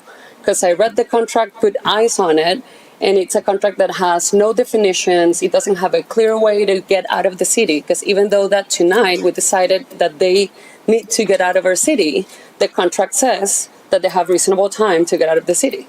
And if we're dealing with private companies, we know that that can be 2 years from today. So I also urge you to, as soon as we get out of this room today and word gets out, tomorrow morning, you're going to have an email with the new shiny tool that might be good, might not be, who knows. But we need to have a better system in our city for the approval and the understanding of the technology contracts. I want to make myself available as an outside counsel to put eyes on any contracts at no cost. I'm a resident. I'm just as concerned as everybody in this room is. So again, my name is Majo Castro. I own Castro Legal here in the city. Happy to serve y'all as well, and excited to see what we did tonight. Thank you.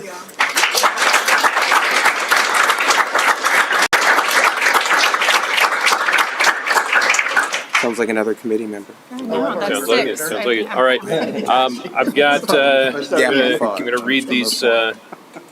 Antoine Murphy, I believe. Mimi Stiles, Mark Page, Monique Blaze, and Sean Davey. If you would come and line up.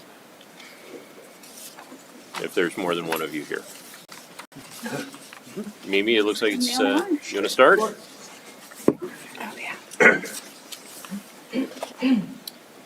All right, good evening. I have just two important things to say, and I'll start with this one. My name is Mimi Stiles. I am the president and founder of a research and data activism organization called Measure. I'm also the vice president of Responsible and Ethical AI at Austin AI Alliance, the chairwoman of the HBCU AI conference, and I am a Pflugerville resident, even though I live in the ETJ. Nobody even knows what that word means. Councilmember Rudy and I have worked at the intersection of data and technology and accountability in this community for about 10 years now, so this is nothing new. Measure itself has really founded itself in the response of police technology, and I just have a couple of ideas to share. The first idea is rules before tools. That's easy, right? So no AI surveillance systems or automated technology should be purchased or piloted in the city without public policy governing its use, period. Second is transparency before trust, right? Residents must know that data is collected, or what data is collected, who can assess it, how long it's stored, and where it's shared. You can't expect trust without that transparency first. And then third, community power before procurement. Residents should have the authority and information necessary to interrogate, to shape, and when warranted, reject these systems before money is spent. I also wanted to mention that I'm very much so in support of the work that you're doing, Mr. Kaufman, Councilmember Kaufman, with the SAFE resolution. I support this resolution absolutely, or this moving forward, but I also ask Council to strengthen it. And that's by requiring, number one, meaningful community review. It's by publishing impact assessments, by measuring disparate outcomes and creating a real process for explanation, correction, and also appeal. The safe technology can't simply be secure and efficient. It also has to be accountable. I really want to move away from this idea of just responsible AI, right? We really need to get to a place of accountable AI. That means we know who we can hold accountable when it does scale harm, because it will. I love the way you put that. Yeah. And there's a difference between responsible AI, ethical AI, and then governance. So I'm not going to give a lesson right now, but that's something that we all also need to do. The lesson here is technology is not inevitable, and innovation without governance is not progress. And then finally, the last thing that I wanted to say is rest in peace, Dolly Parton. Yeah.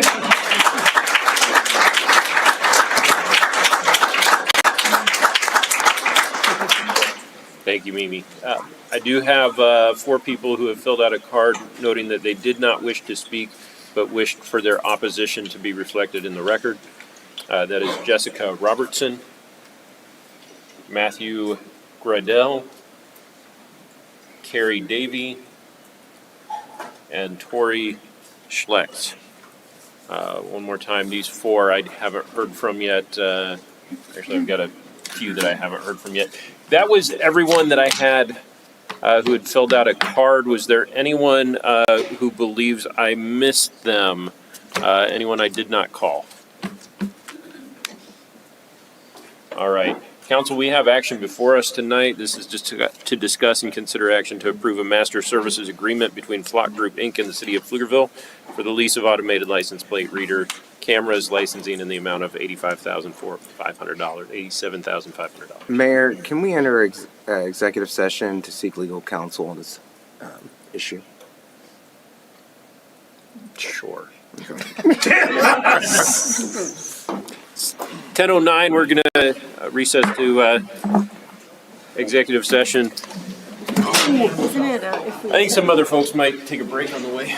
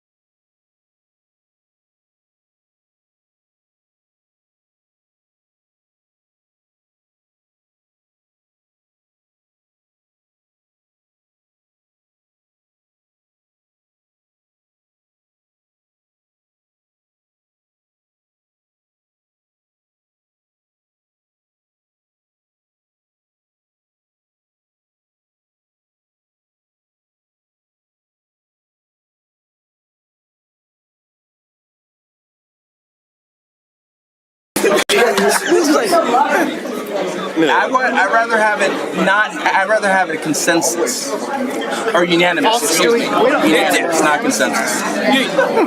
You're already unanimous. If somebody wants to. Versus All right. there's non-visible systems, which is why we have some power. Time is 10:42. We have returned from executive session. No action was taken. We're returning to item 6B. Oh, I see. You see what I'm? So here we are. We have a contract that's already expired. We have an offer for a renewal on the agenda. Council, do I have any? Mr. Mayor, if there's no motion and there's no second, then we just skip on to the next thing, right? That would mean that we no longer have a contract. I'm definitely not making a motion. Is that actually enough? I know that's our normal procedure. Is that really what we want to do here versus? I don't think that's enough. Let's motion to accept and we'll just shoot it down. No. I thought that was what we technically have to do. Right? I disagree with that whole. I don't want it. I'm just saying that's our process do not allow us to. There's this concept that you have to move to approve and then vote against, but that, in my opinion, is not final action. He's right. Okay. I need a vote cast in the affirmative if someone's going to make a motion. So if I need a vote cast in the affirmative, I need a motion to deny, declare, decline. I thought we tried that. Okay, so Mayor, Mike, tell me what you want. If y'all take no action, then the contract is not approved, right? Mm-hmm. The old contract's terminated. Okay, let me try it this way. Mayor, would you entertain a motion? Of course. Mayor, I move that we defund and disable, as well as notify our flock safety that we will not be renewing the contract. Second. Yeah. Would that be sufficient? Yeah, I mean, you okay with that, Mike? You're right. That's an action. We're not being in any kind of action. I get where David's coming from, but we need to take a vote. Yeah. And then a vote in favor provides for affirmative action that we have declined to renew the contract. Yes. That's. This is to deny. Yes. Yes. Vote yes to We deny. have said that. Yes to say This no. is an action. Flock goes away. So it gets around what David's saying. Time, so we're making sure that we do it correctly. So just press the right button. All right, everyone good? I hope everyone pressed the right button. Yes, they did.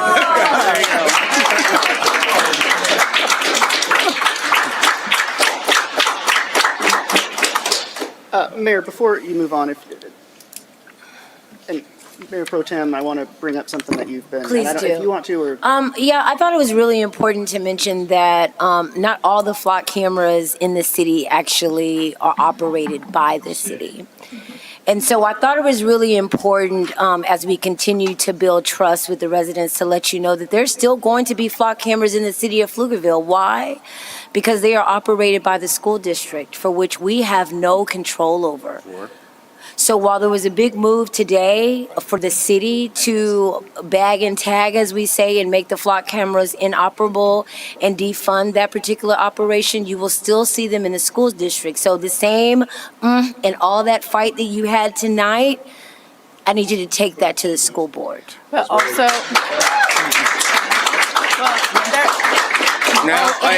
In addition to private business, I wanted to say in addition to private businesses as well. I just thought it was HOAs. I just thought it was really important for you all to completely know the whole truth, that it isn't really just done. But the city is doing its part, but we need you to continue to do yours and take this message to the school board and to everyone for that matter. So so again, to be blunt with y'all, it's on y'all to go ahead and continue to make sure that this is completely out of our city with other governmental entities, with private entities, and your neighborhoods. Right. That's the only way. It's the only way you're going to have them completely out. Any other comments? Thank you. All right, council. We will move forward.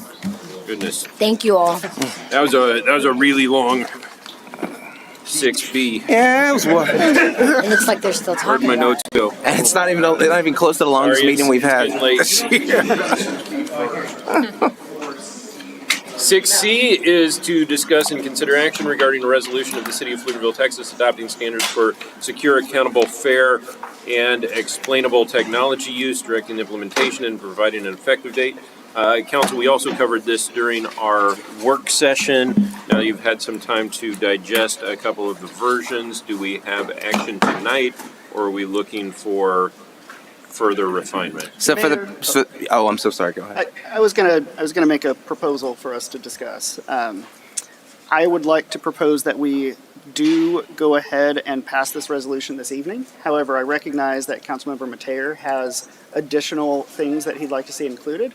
I'd like for us to work with staff and the city attorney over the next 30 days on either an amendment to this current resolution or an additional action to add those in. But I don't want to delay city staff being able to start implementing the guardrails and the rules and the oversight that we clearly need. I think that's really important because we do have to have an alternative. Yeah. Now that we are, removing flocks and some of those high crime areas. And my concern is specifically making sure we're talking about audit.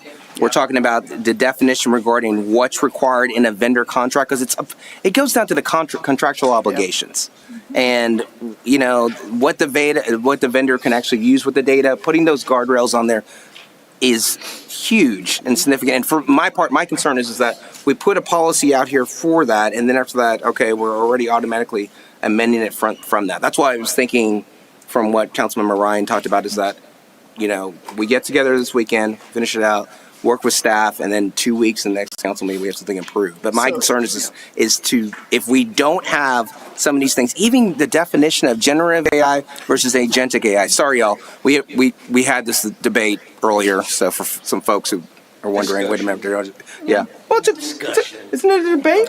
No. So is debate a bad word? You guys, oh Lord. Liberation. I agree that a lot of your suggestions are material and very important. I would like for us to pass this version of the resolution this evening so that staff can start doing things like inventorying the high-risk systems. Let's make sure that we've got everything covered, right? We know there's at least one other of these products that are in use in the city. I think it's worthwhile for us not to wait to make further revisions when we can start that work now. I completely agree that we need to come back, because the other thing that's not in here yet that we need is our resident advisory board. Yes. So we need to bring both of those things back. And even to the fact, so consequential decision, right? Like there are things that are defined, kind of sound like AI defined, as opposed to, okay, listen, this is what the legal specific machinations are with these things. Hiding scrutiny, AI security. What does that mean under the applicable law? That's actually state law. Materials supports, et cetera, right there. Yeah, and I know. I saw that under state law, and then I was like, wait a minute. That's not the way it was written. I was like, that's not the way. And I looked it up, and I was like, wait, okay, so this is under A, other those things from that. What were you going to say? So, I'm sorry. no, I have a procedural question. So if we approve something tonight, and then I think we all agree that there's some important components that we need to have added in. Can we just replace it in its entirety? Because it comes messy if you have it in one place and then another and things like that. Can we replace it in its entirety? That's my procedural question. We could repeal. I mean, we could. Repeal and replace. Okay. Because I don't know, like I'm just thinking 2 or 3 different places is messy, and then are they gonna go to the same place for the rule? Even the definition of sensitive data, the biometrics, identifying information, system inventory, I tweaked a little bit. It's an interesting. So James over here is offering me what sounds like an appropriate compromise, and what he told me here, because he's whispering in my ear, is he doesn't want the goalpost to change. If we pass tonight, and then we change it in a month or 2 weeks, then. But what he can do is go ahead and get started. Again. So what I can do is start with the most important thing, right, which is identifying what I believe to be the high risk ones, right, and doing that work, while we're finalizing the policy. Are there any changes you think to how high risk is defined? Actually, low and mid risk is, if you look at, you saw me spell out low risk and what can be approved administratively or not. And I put it, what is that, page 4? I'm pretty sure that city staff is not going to approve anything here for a second. Yeah, that's gonna be nothing new. I mean, in all seriousness. Yeah, they're not going to slide something in under the radar because we postponed it for 2 weeks. Right. Yeah, I will look at the high risk ones, meaning software that could reasonably impact somebody's civil liberties. We will identify those. I mean, I know what they are. We'll identify those. We'll call out how we use them, what their capabilities are, and what we actually do. That's different, right? It could have capabilities, but we might only use certain features. So I can define those. I can start that work while we finalize the policy. Because if I start that work and then we change a definition and I'd rather make it clean, to your point, Councilmember Ryan, and just I'm okay adopt with the that final. because my intent is for y'all to get started. Yeah. And since you want him to get started, let's get him started. Sure. I think that is, I think And that's then totally let- appropriate. and- Now, I am going to ask, You and guys I all want to be together. clear about this because staff has spent a lot of time reviewing this policy already. Who is getting together to sort They this getting out? together, and there's no quorum. So you three, go get together, go figure it out. You know what you've already negotiated, make sure that doesn't come back. Y'all need to work together. And Yeah, did you hear what he said? And I don't really want to engage staff for the final review until y'all are done. You need a belt instead of a gavel. Yeah. Understood, Mayor. All right, we good? I mean, did anyone else hear what Kim had to say?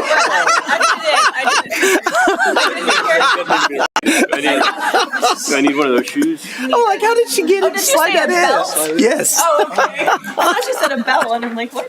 All right, I used to have a bell. We got it. Yeah, it was totally a bell. We got it. All right, we feel confident and comfortable on that. Okay. All right, then that, everything else on our regular agenda was completed during our work session. That takes us back to our consent agenda and the 2 items that were pulled. We're going to begin with item 4C, an ordinance on second reading with caption reading, an ordinance of the City of Pflugerville, Texas, amending Chapter 152, Subchapter B, roadway impact fees of the City Code of Ordinances to include approving an updated roadway impact fee service area map, approving a roadway impact fee study 2025 update, and maintaining the roadway impact fee at the current rate for the 2027 fiscal year, containing severability and repealer clauses and providing an effective date. James, I believe the idea is we are. You might have one comment on the previous item.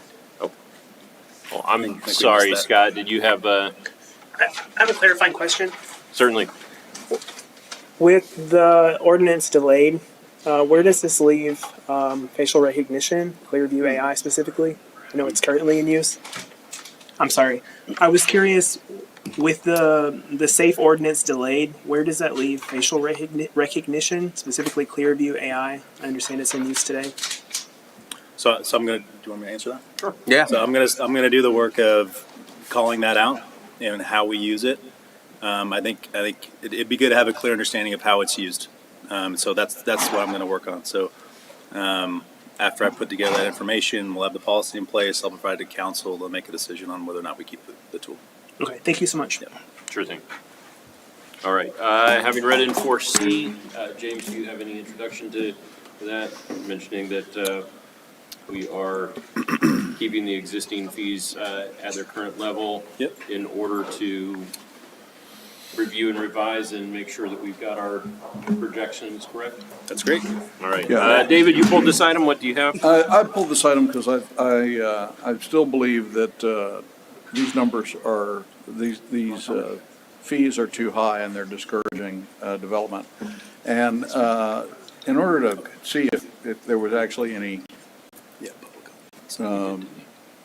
empirical basis for that locally, I looked at population changes in Round Rock, Georgetown, and Pflugerville, all areas in the same general vicinity, and roadway impact fees. And to see from 2020 to 2026, 2025, I think is the last date we have available in the data, if there's any correlation there. And sure enough, the city with the lowest roadway impact fees, Georgetown, had the highest level of growth. The city with the highest level of impact fees, Pflugerville, had the lowest level of growth, and Round Rock, which was in between in terms of its impact fees, had an intermediate range of growth. And just to give you a sense of how much how much difference it makes, Georgetown was just about 2,000 people bigger than Pflugerville in 2020, according to the Census Bureau. Today, according to the Census Bureau, there's a gap of about 50,000 people between us and Georgetown. And Georgetown had low roadway impact fees. They put new higher roadway impact fees in effect in 2025. So I would expect that they will start to see reduced growth. We'll see in 5 years if that turns out to be true. But one of the things we can also look at is, Round Rock, which started at a higher base than either Georgetown or Pflugerville, had lower roadway impact fees than we do, substantially more growth than we do, and even though they started at a bigger number, they had fewer additional residents move to Round Rock than Georgetown did. Georgetown, by having these lower roadway impact fees, encouraged development. They got more development. We had the highest ones in that area up and down I-35. We got the least development. I think that we are at the wrong point in the Laffer curve. And, we've talked about the Laffer curve, and everybody who's still bothered to be here understands what the Laffer curve is. But when you raise taxes, at some point, continuing to raise taxes lowers the amount of revenue that you get. It's the same thing with growth. So there is a point on the Laffer curve, and the Laffer curve is just a visual illustration of how the correlation goes. There's an optimum point where if you have the taxes at this point, or the roadway impact fees, you get maximum growth. But you get up to a certain point and you raise it more and your growth actually goes down. And we are, in my view, on the wrong side of the Laffer curve, because according to the Census Bureau, we've added 3,000 people in 5 years when Georgetown has added 50,000 people. I think we need to lower our roadway impact fees, and I think we need to do it right away. We're not growing, and by not growing, that means we have a lower number of people to spread the cost of water and the new city hall and the Monarch between. If we had added 50,000 people in the last 5 years, people would not be complaining about their water fees because we'd be spreading them out among a lot more people. Same thing with the property taxes. We wouldn't have to increase the property taxes nearly as much to pay for the city hall because we'd have an extra 50,000 people to spread them among. We can encourage growth, have more people, lower taxes, have better services if we lower our roadway impact fees. It won't happen tomorrow, right? It happens over time, but, compounded over 5 years, Georgetown is taking us to the cleaners. They were the same size we were 5 years ago, and now we are eating their dust. So I move that we immediately reduce our roadway impact fees in all areas by 1/2.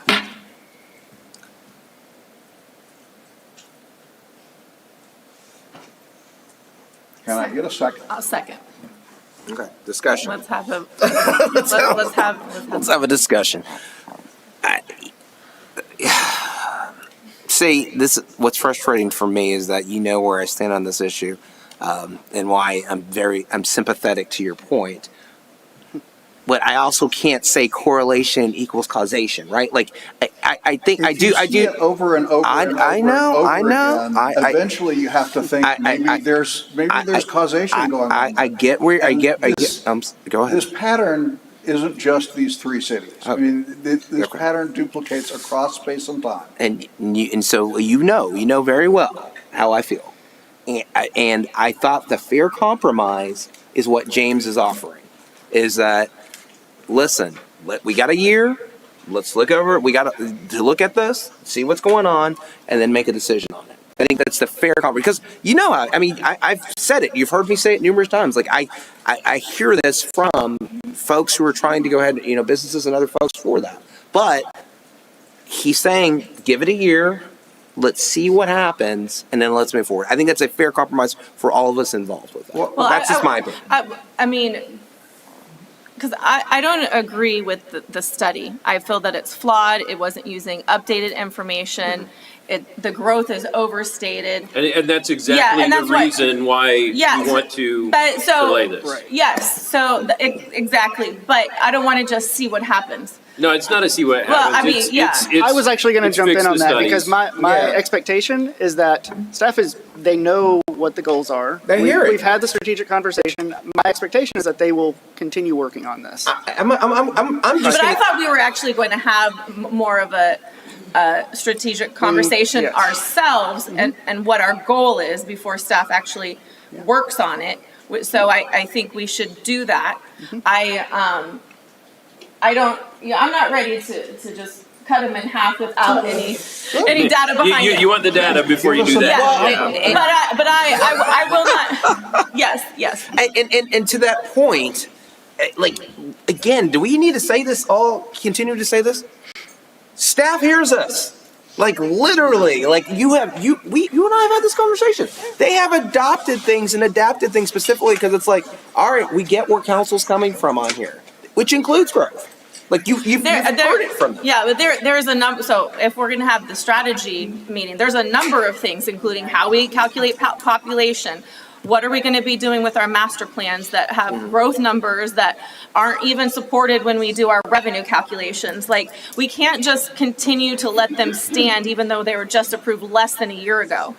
So I've heard, well, yes, we could adjust them, but it doesn't make a difference, it may not affect this or whatever. So I just want to have this other conversation before we approve this, but it's also council. It's not that council, I want to look at real data and be realistic and not what we would like it to be.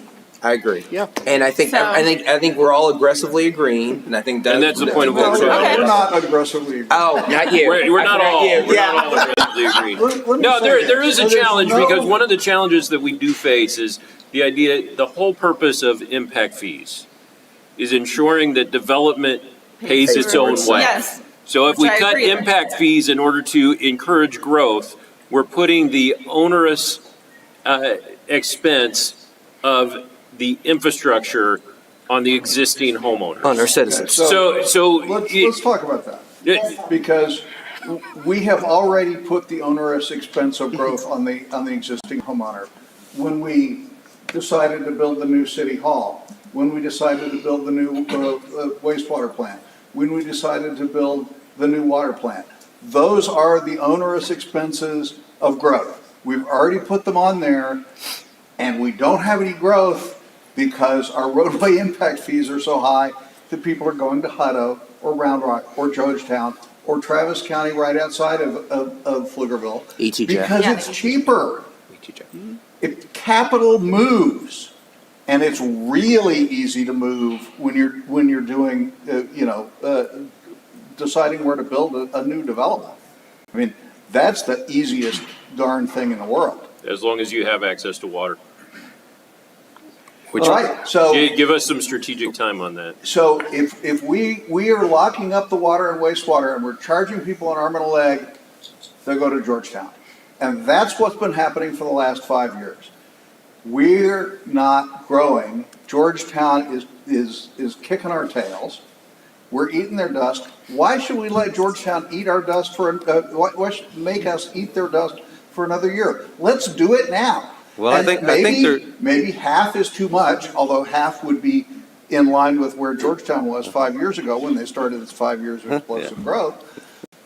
Maybe we want to drop it a third, but not dropping it at all sends a message to the development community that they're not welcome in Pflugerville, and they will continue to not build here, and we will continue to eat the dust of Hutto. David, you mentioned that Georgetown recently increased theirs. Now how do theirs compare to ours? Now theirs are almost as high as ours are, but not quite. Well, can we have a timeline on this strategy discussion? Because a lot of times we say, oh, we're going to have this, and then, you know. And lunch and learn is not it. I don't think no. that just because we meet for 50 minutes that's a strategy meeting. That is not it. So James, my question is that so you this is second reading, right? Okay. Yeah. So you see so we saw where this was going. What's the timeline that you think you can give on it? Yeah, you need action tonight, absolutely. For You're talking about scheduling? Scheduling so what's a your meeting for us to expectation on get future on impact fee updates? Yeah. Are you talking like timeline for scheduling? No. Strategic thing? Tell me, No. Tell me timeline. So for this, when are we going to revisit impact fees? Yeah. And I figure you'd work backwards from that. I'm assuming that's roughly 10 You know what I mean? months. Like he knows this, and then we work they back. start the budget in Yeah. March. We start the budget in March, so we're gonna have to move fast. That's why. Yeah. I mean, it's going to happen really quickly. I mean, I have to say that, I don't believe that everything Mr. Rogers is saying is because of impact fees, but I believe that it is partially. You've heard correct. it. You've heard it too. No, I mean, he's partially correct in quite a bit of it. I mean, there are other nuances, of course, that we know of. Yeah. But, I mean, I have felt our impact fees are high. I've heard them from the developers quite a bit.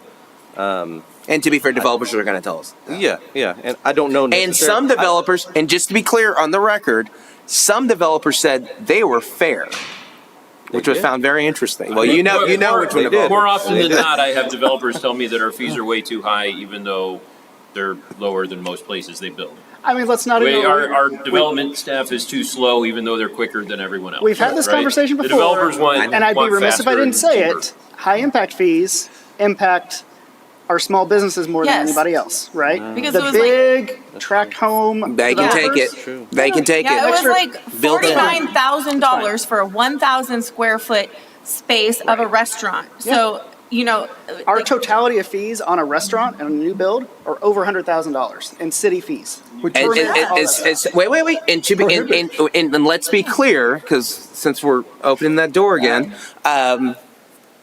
we need to figure out. And I know this is your predecessor, so I'll put it on you. But I explicitly asked, and I think we had an agreement, is that we need to incentivize the businesses that we want. Yeah. I was told, don't do it through impact fees. We have other mechanisms to do so.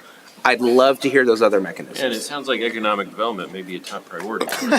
Now, I don't know necessarily that Mr. Rogers proposed. What did you say? Lower it by how much? Cut it in half. In half. Get us where No, Georgetown I is. agree with Melody on this, that we should look at it. I don't know about if half. you want to make it a third, I'm perfectly happy to take that friendly Are amendment. you just throwing out numbers, Counselor? That's the problem I have. Because making no change sends the "you're not welcome" sign. Not if you follow Melody's, and it what we're going to also look at. causes the restaurant problem needs to that be- Jonathan talked about. All right, on this item, we do have a motion in a second, but we do have a member of the public who has signed up to speak. Mr. Craig Reineke, do you want to come forward and speak? Enough discussion already.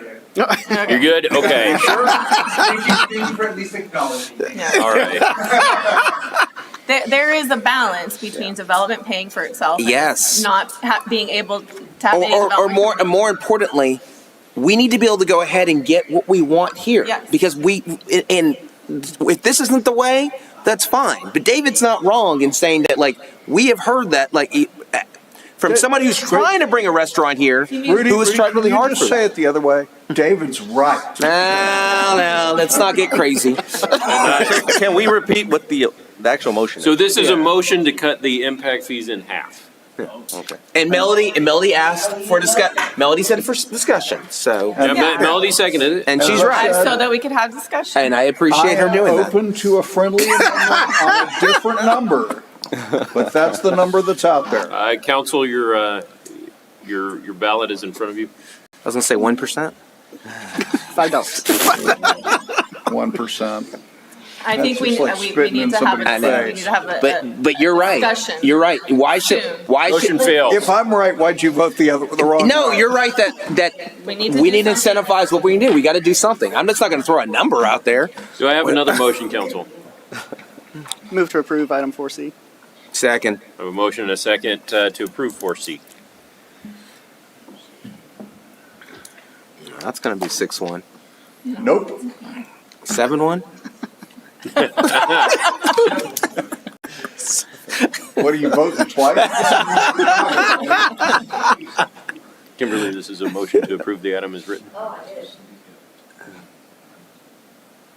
All right. Motion passes 4-3. That takes us to our next item. And they're going to fix the study. E. Oh, you're They're right. going to fix the study. What is You're 4E? 4-3. Doug? Yes, 4-3. 4E is next. No, 4-3 was the last vote. Just wanted to emphasize that. The first one was 6-1. I really thought you were saying. I thought you were saying 4-3. I was like, what are you talking about, man? 6-7. Good Lord. Item 4E is a professional services supplemental agreement with STV Inc. in the amount of $1,940,480 for additional schematic layout development, hydrology, hydraulic analysis, surveying, and project management for the extension of Melbourne Lane across Wilbarger Creek north of Pleasanton Parkway to Ashton Woods future development of Carmel East Phase 5. Plans, specifications, and estimates, PS&E from Cameron to Pleasanton Parkway, and bid and construction phase services associated with the TR 1906 Melbourne Lane project. Melody, you pulled this item. What questions do you have? Councilmember Ryan, did you pull this just so that we could listen to the mayor try to pronounce hydrology and hydraulic analysis really quickly? Exactly. I know how to. Are you going to talk about your pronunciation? I had several questions that I sent to staff because the scope in this item and the contract does not match what is in the CIP. So I had questions about that, and I was under the impression that staff was going to provide more information about why it doesn't match our approved CIP. I got through most of your questions. Okay. I didn't get all your questions. Well, I think you said that there was the engineering department or whoever needed to look into it. But yeah, because originally in the CIP, it says it's going to be extended to Pleasanton Parkway, but this is extending it beyond to another significant portion. It also, in the CIP, it references Travis County project, which I didn't have any information on there. And then I'm just concerned because we started with the design in 2020, and here we are 6 years later. And it is a very large cost of $46 million. And then I just am not familiar with this project, why it's a priority, and how many of our taxpaying citizens are going to be using this road, and whether that with all the roads that we're doing, where this lies in the priority. Yes. How many questions? I sent it in. That was a Good evening, everyone. compound question. She didn't even breathe. So to start I sent with, it in advance so you'd have time to digest. So thank you. thank you again for submitting all the questions before. Just to start with the history of this project, indeed, it started as a smaller section, and then we've negotiated with developers along the way for land donation of the south portion of Pleasanton, and then we found out only recently that planning had negotiated with the northeast developer for them to contribute to the second bridge over the second portion of the floodplain area, for which that's why we changed the scope and we added because of those cost contributions that we've received from different developers. So the reason why this project is important is that it has two developer agreements that we have agreed upon, and it has two bridges that cross over floodplain areas, and it connects north of Pleasanton with a county road that is also being done in collaboration with that developer from northeast area. So that's why all these changes have happened. We still continue to deliver the cross section that we had in the mobilization plan. which will be 4-lane. So we have a 0.688 center line mile, which is at 4 lanes. It gives us $2 million cost per lane. So we are again in budget with that. We have 2 bridges over the floodplain areas, which we have the cost for each about one is 10 million and one is $8 million. We have, sorry, thank you so much. Well, I was like, is there a map? Yes, yes. I don't live over there. It should be a map. I don't live over there. I don't know this. Yeah, so what you see, so Cameron, we have further on the left side, and you'll see we connect to Pleasanton Parkway, where we have that red section is the proposed Can I pause for 1 second? Yes. Can we have more maps like this? Yes, I love it. This is a good And map. that's what transportation plan going forward to have already in the summary and attached to the presentation this information. As you've submitted your questions, we've seen a pattern, and we are going to continue with our format to follow that. Thank you. I'm consistent in my More burnt questions. orange, but okay. Yeah, so as you can see, the red sections are the 2 bridges that we are working and for which we have development collaboration, and thanks to them, we are going to proceed with this project. And as I've mentioned earlier, indeed CIP doesn't align. So CIP, what we are going to do, yearly funding is enough for what we have planned and designed for 28, because this PSNE is all the way to end of construction, which will be planned the latest fiscal year 29, if not later in 2030, depends on how things will go. But we have contingency, which is more than enough to cover the design that we had to add extra. So we took into consideration all those implications to make sure we don't need to move funds, but to be aligned with what we have right now. And we are going to review on a yearly basis our CIP to make sure that our estimates are accurate, because right now we provided here class 5 estimates, which are rough order of magnitude, which are around 30-40% over. So we will review this on a yearly basis. And that is a really unusually complex landscape there with all of the creeks. And Yeah, so the reason why we designed this is to meet also our parks requirements, because in continuation of Pleasanton Parkway, parks will develop another phase of 1849. So we discussed with them when we proposed the final layout, because there were multiple alternatives, and this is the best alignment that works for not just parks but also developers and also for the city. So we took into consideration all stakeholders.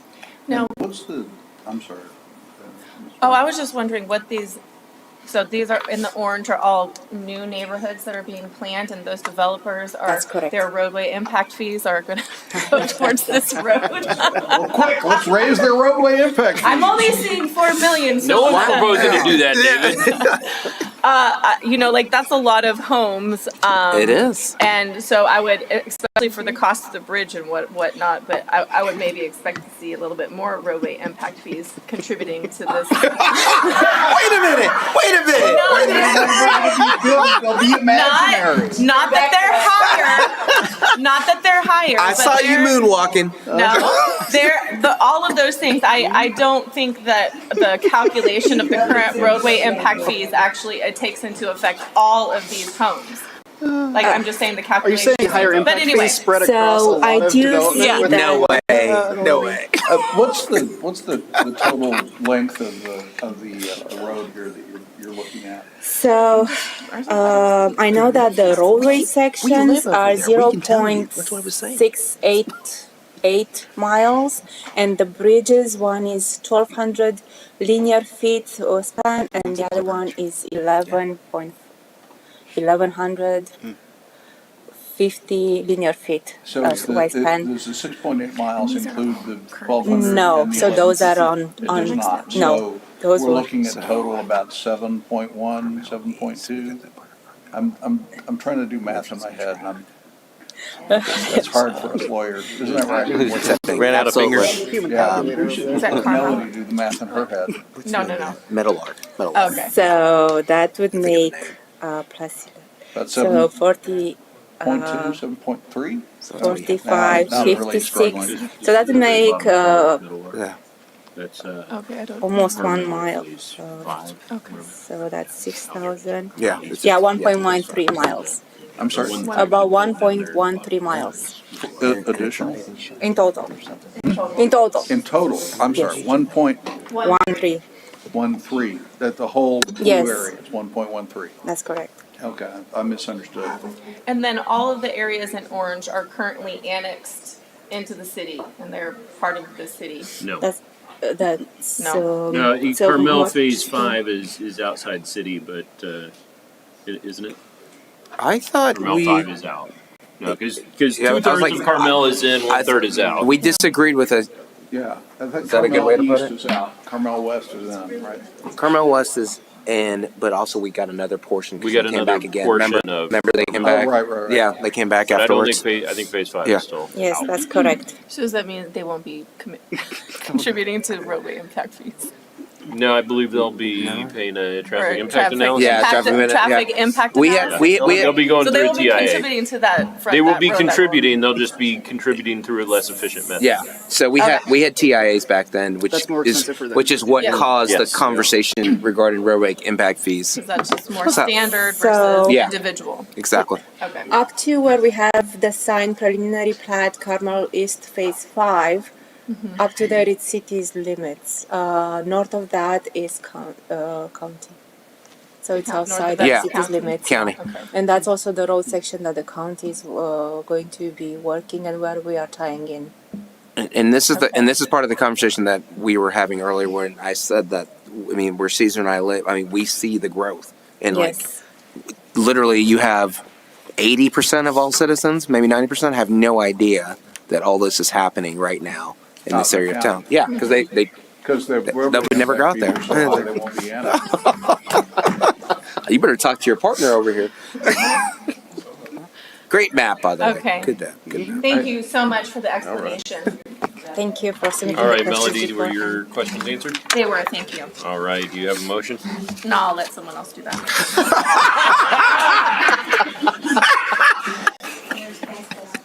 Motion approved 4-3 as presented. E.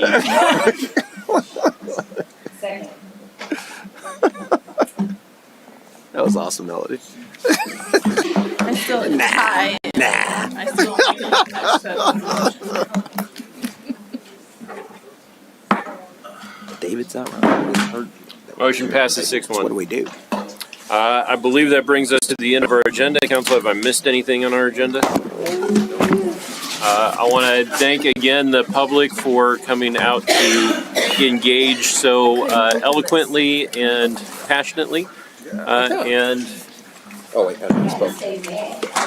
Oh my God. time is 11:25. We are adjourned. I like how you waited yeah.